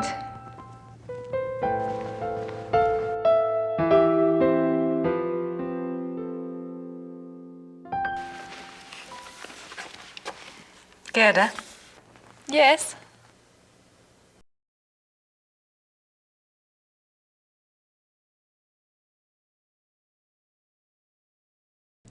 Gerda, do you have any idea where I could get a government research permit? I don't have time for a lot of red tape.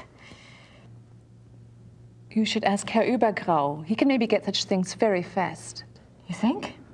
I was gonna write Gabriel today anyway.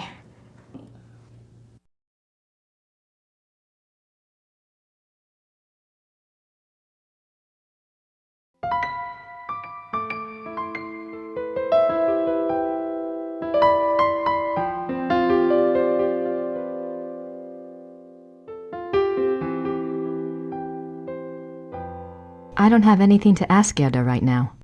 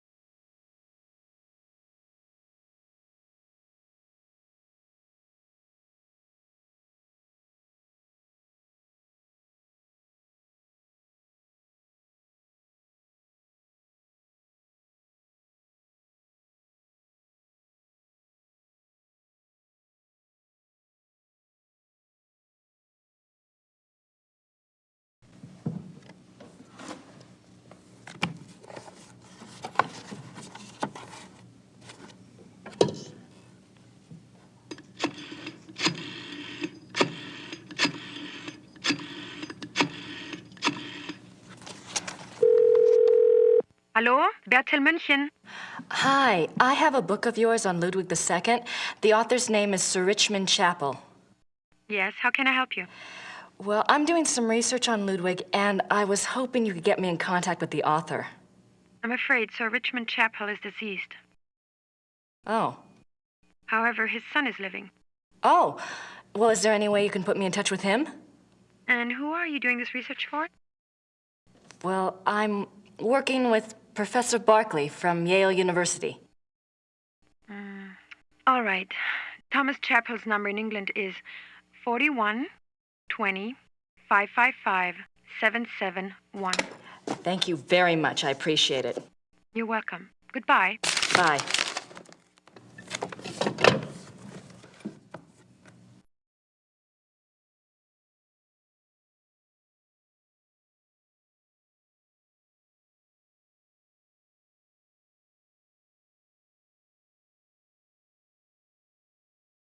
Sir Richmond Chapel's son.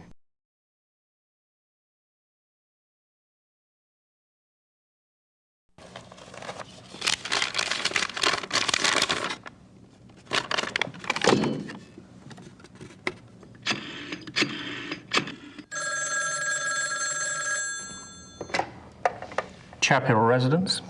Hi, my name is Grace Nakamura. I'm calling from Rittersburg, Germany. Is Thomas Chapel there, please? Speaking. What may I do for you, Miss Nakamura? This is going to sound crazy, but I have a copy of your father's biography on Ludwig II. I understand he had access to Ludwig's diary. Yes. Well, I'm not even sure. He didn't make a copy of it or anything, did he? Or perhaps he took good notes? He wrote down a complete translation in English. He said he couldn't make headway with the German version. Ludwig's handwriting was rather brogue, you know. He wrote down an English translation. Do you still have it? Well, unfortunately, my father was allowed to see the diary only on the grounds that he wouldn't publish the entire work. I can't let you see it. Have you tried contacting the National Archive? No, I don't have the kinds of connections your father did, or the time. That's unfortunate, but I really cannot let it out of my hands. I understand. It was just a shot in the dark. Very well. The best of luck to you. Thank you, Mr. Chapel.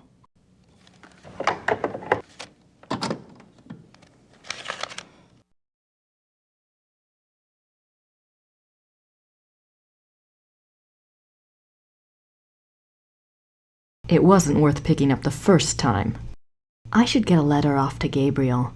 I need to include a note to Ubergrau about the research permit.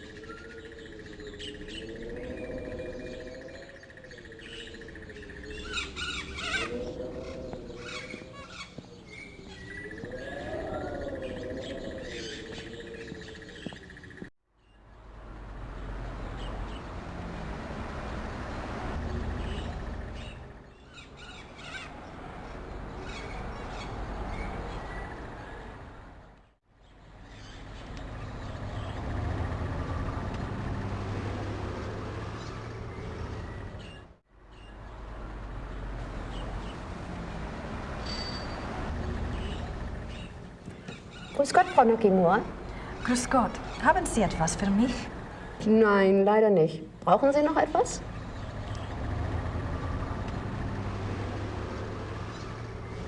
Kann ich diesen Brief versenden? Ja, 3 Mark bitte.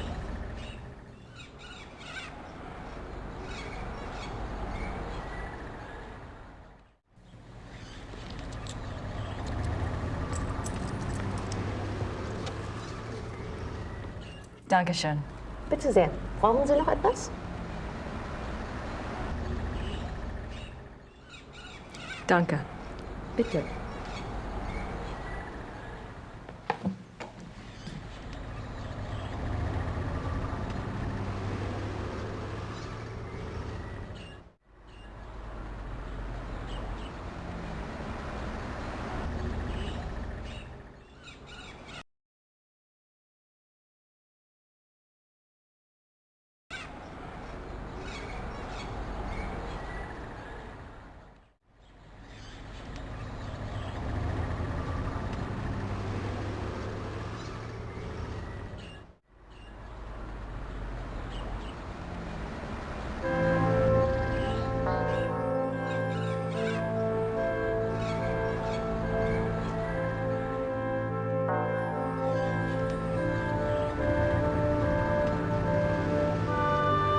Gibt's das denn, die Lilienblühen schon? Sehr schön. Ja, aber es ist doch noch so kalt.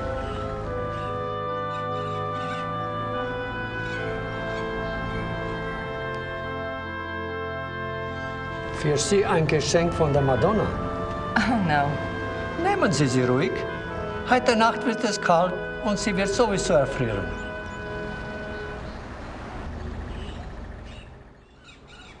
Thank you.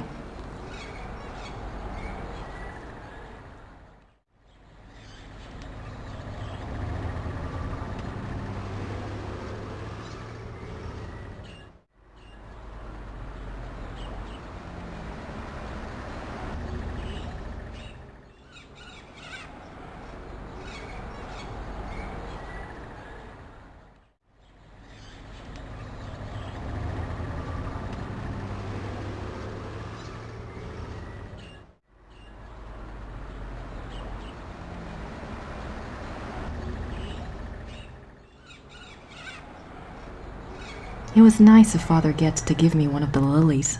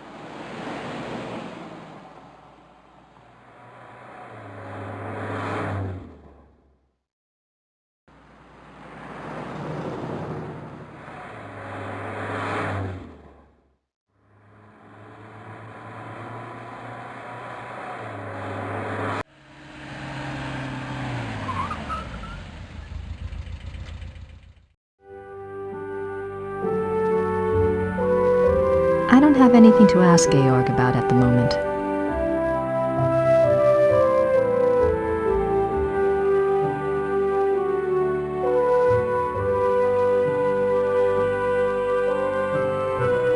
What's that book in the case? Cosima Wagner's journal. It's locked up for preservation. Huh.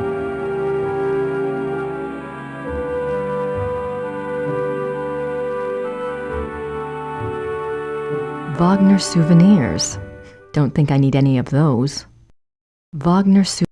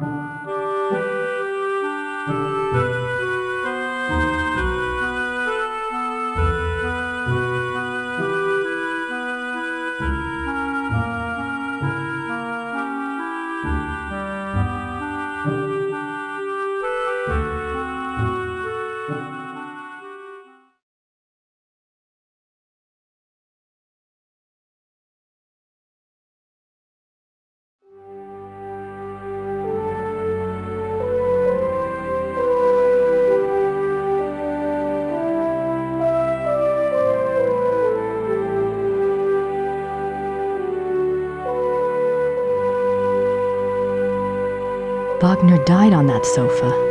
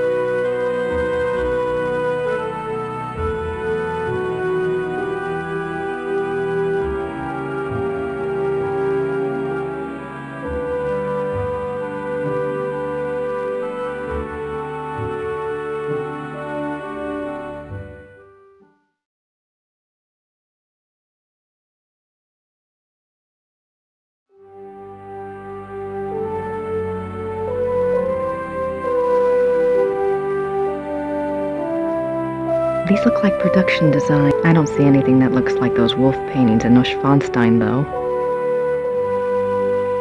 These look like production designs. I don't see anything that looks like those wolf paintings in Neuschwanstein, though.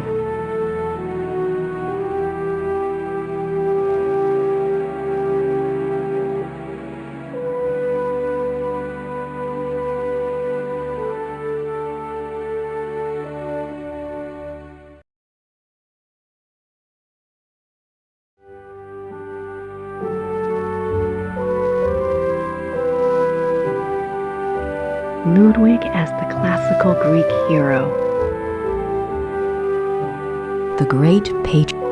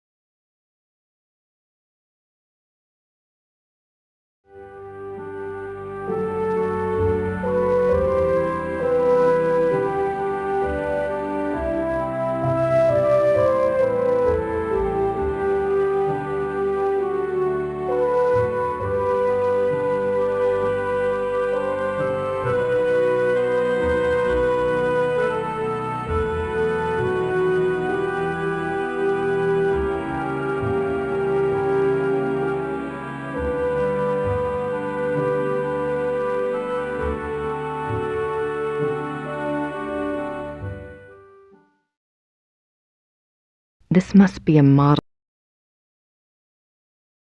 Opera costumes. Opera costumes.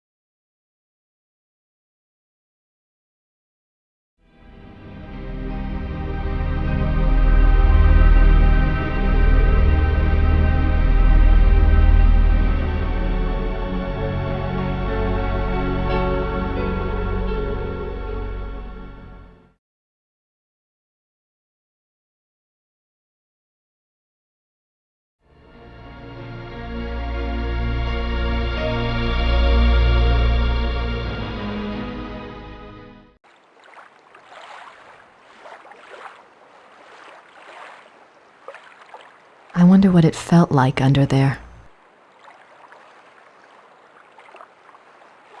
Father Getz said the lily was a gift from the Madonna. That's an odd way of looking at it. Father Getz.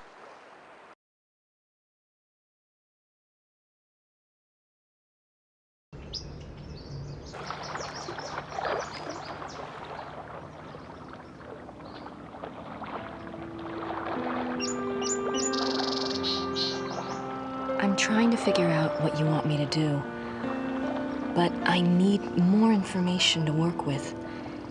If you can send any my way, I'd appreciate it.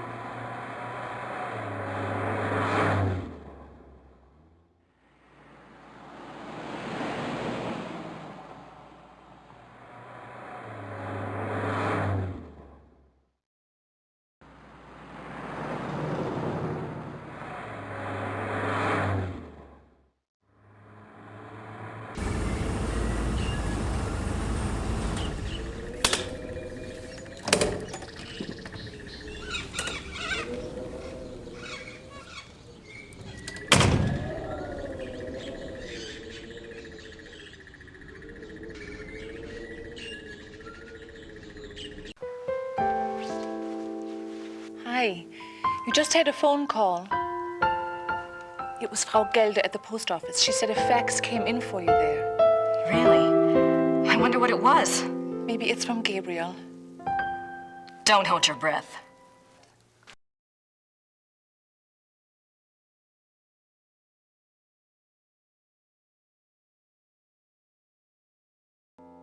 I don't have anything to ask.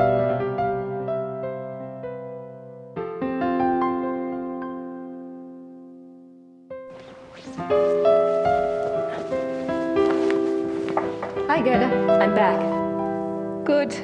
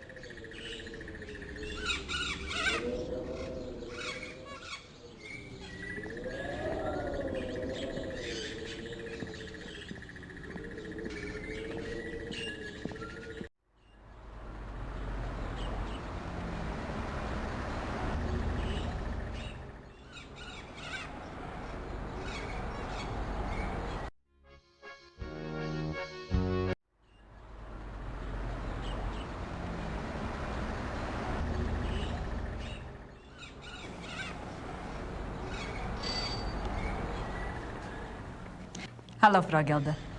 Haben Sie etwas für mich? Ja, ein Fax. Ein sehr langes Fax. Das ist aber nicht vom Schattenjäger. Ist okay. Dankeschön. Thomas Chapel. Oh.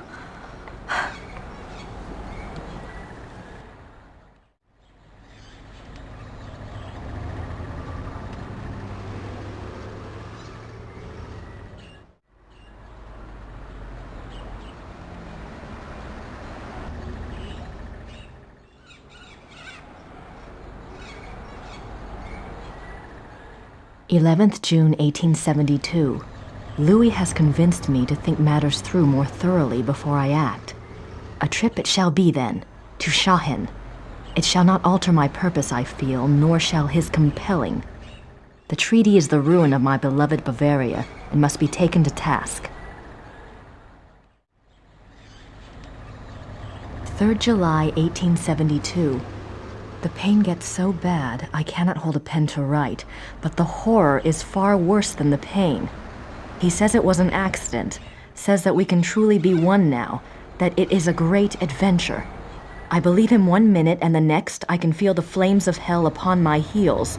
May God have mercy on my soul. 5th January, 1874. By the power of Mary, Mother of God, I swear to refrain from the ultimate sin and to remain steadfast in my flesh, sworn by the power of the lily, Eleanor.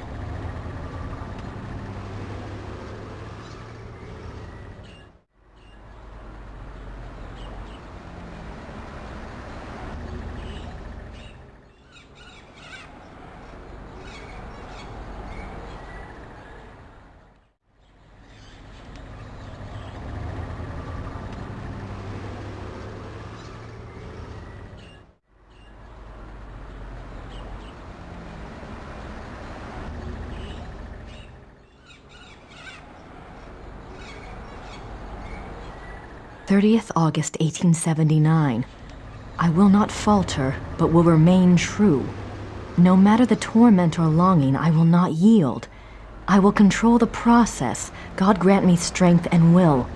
By the grace and power of the monarchy and its allegiance. De Paul Leroy, Eleanor.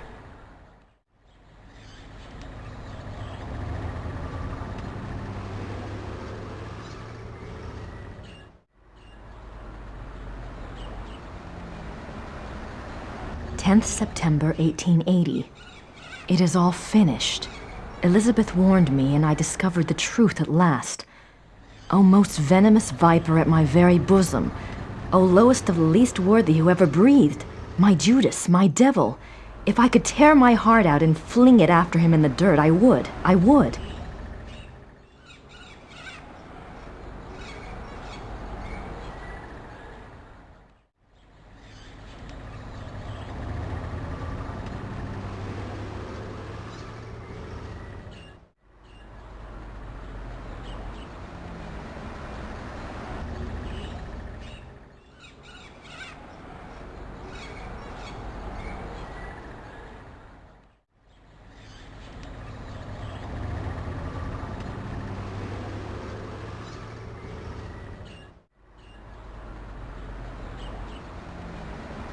December 1880.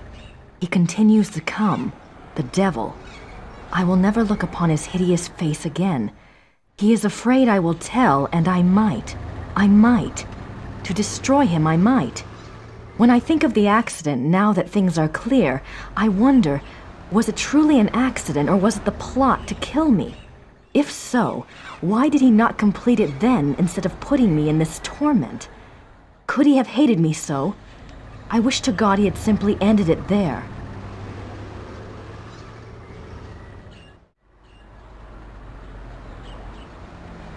June 1881. Terror. Rapture. During W's music tonight, I felt a pulling. The horror nearly came upon me right there. Then the music turned, and it was gone. What can it mean? I must confide in the great friend. Perhaps he will know what has happened.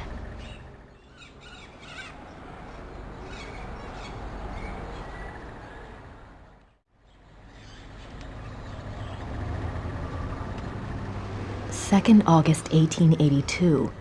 The experiments go better and better. W has proved as loyal and determined as ever I believed he would be in a matter of my salvation. He says he has the formula now. It remains only to put the finishing touches on the completed opera and to draw up the diagram for the crystals. Can it truly end? I scarce dare to hope.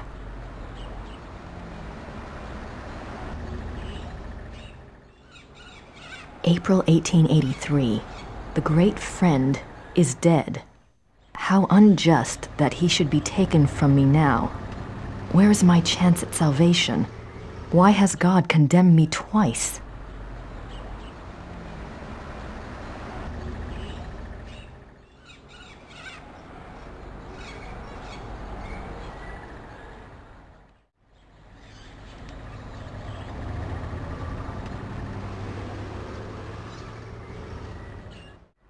October 1885. There must be made clear funds for the crystals. Lies. Everyone lies. My own servants. What must I do? Must I sell one of my beloved castles? The crystals must be made. I grow daily less able to control my own will. How long will I be able to resist the ultimate sin? And the music is worthless without the device. Time is running out. The crystals must be made.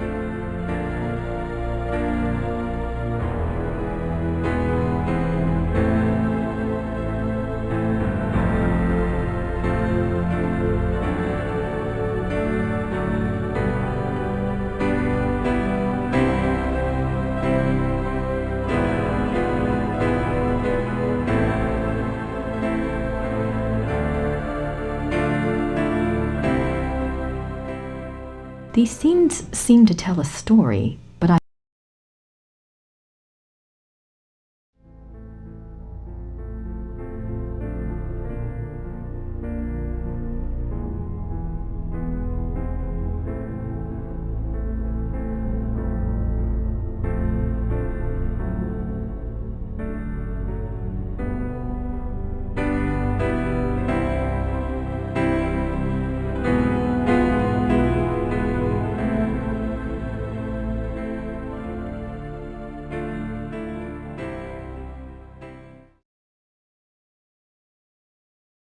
Did they have running water in 1880?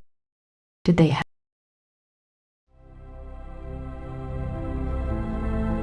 Maybe Ludwig thought all this luxury would help him sleep.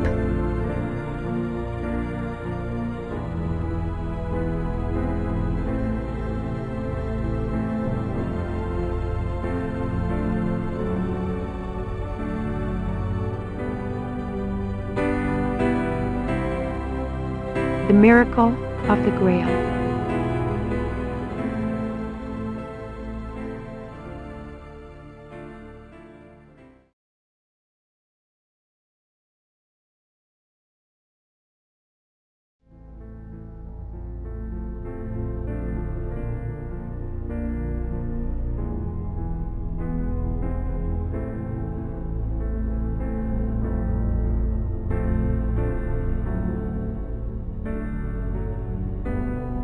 These linens look...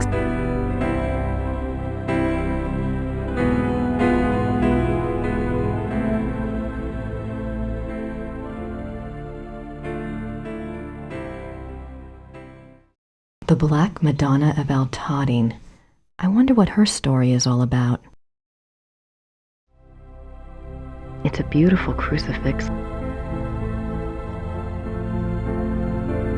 The stained glass window depicts St. Louis receiving the last sacraments.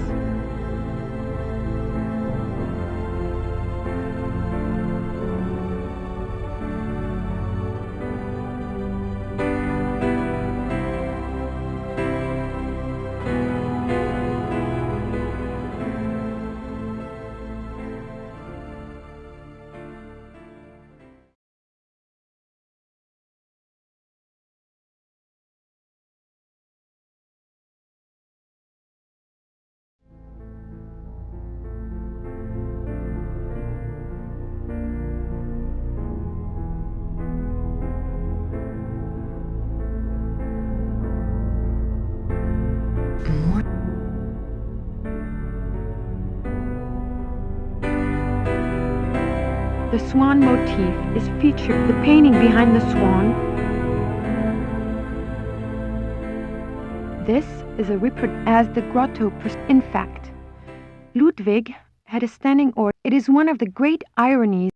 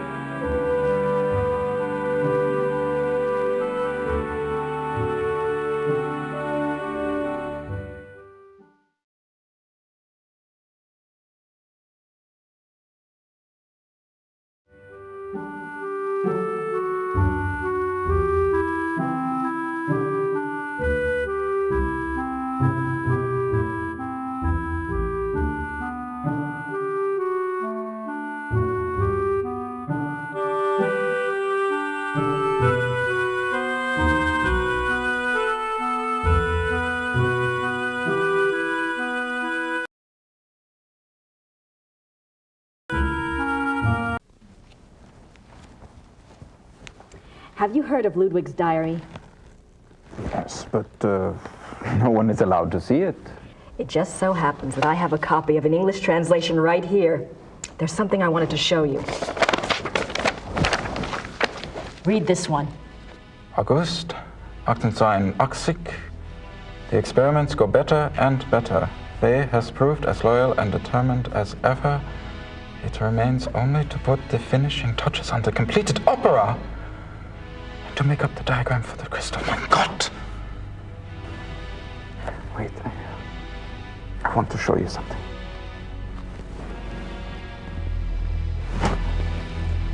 I am not supposed to have looked at this myself, but I am here alone all day, so...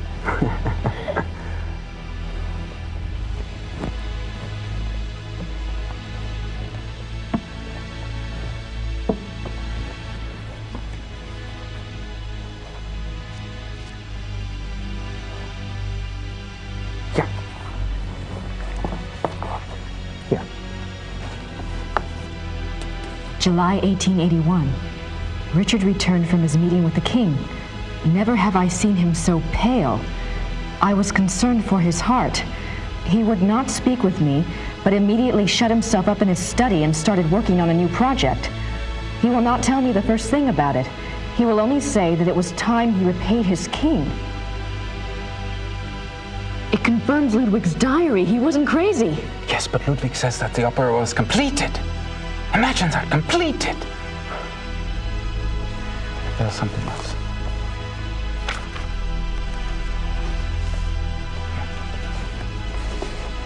August 1882. We had a messenger tonight from the king. He brought a letter which Richard burnt. I did manage to see a bit of it.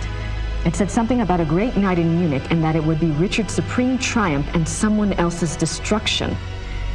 Ludwig then wrote that even though he himself would probably die, his immortal soul would be freed thanks to Richard. I worry for poor Ludwig and for us. Where will we be if his madness continues? Surely someone will put an end to it. Wow. There's one more.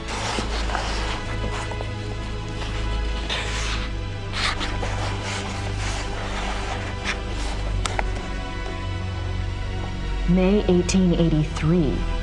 I sent Richard's sealed package to the king, as he instructed moments before he closed his eyes forever. I could not even bring myself to care what was in it. What could it matter now? Whatever it is, I hope it brings the king good memories of Richard. He did so much for my beloved. The package.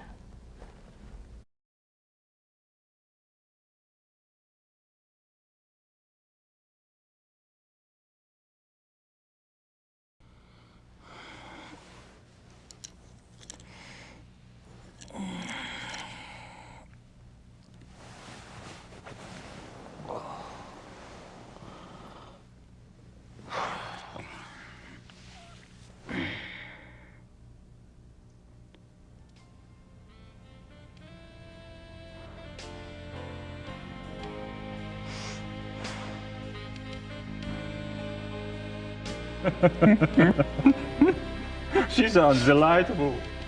I'd love to meet her. Oh, she's a hoot, all right. Just pretend you don't have a penis around and you'll be fine. Got this inborn need to rip them off. Now I'm really intrigued. This one time, I'd gone off to this,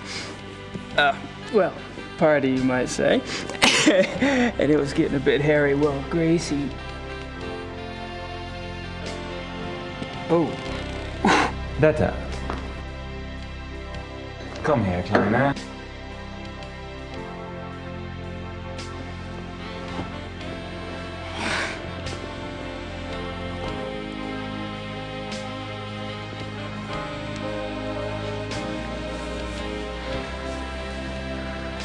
Detta does not speak English, but then she has her own methods of communication.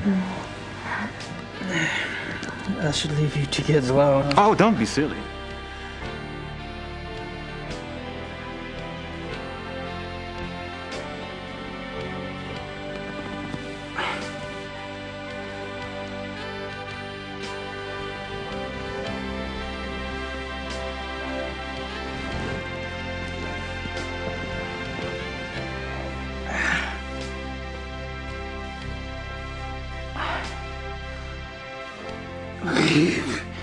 Friedrich, I can't just take your date. Why not? I didn't expect her tonight. And for some reason, I don't find myself in that mood. Besides, from what you've told me, you live like a monk down south at that castle. Your body needs some attention. Detta. Zeige ihm sein Schlafzimmer.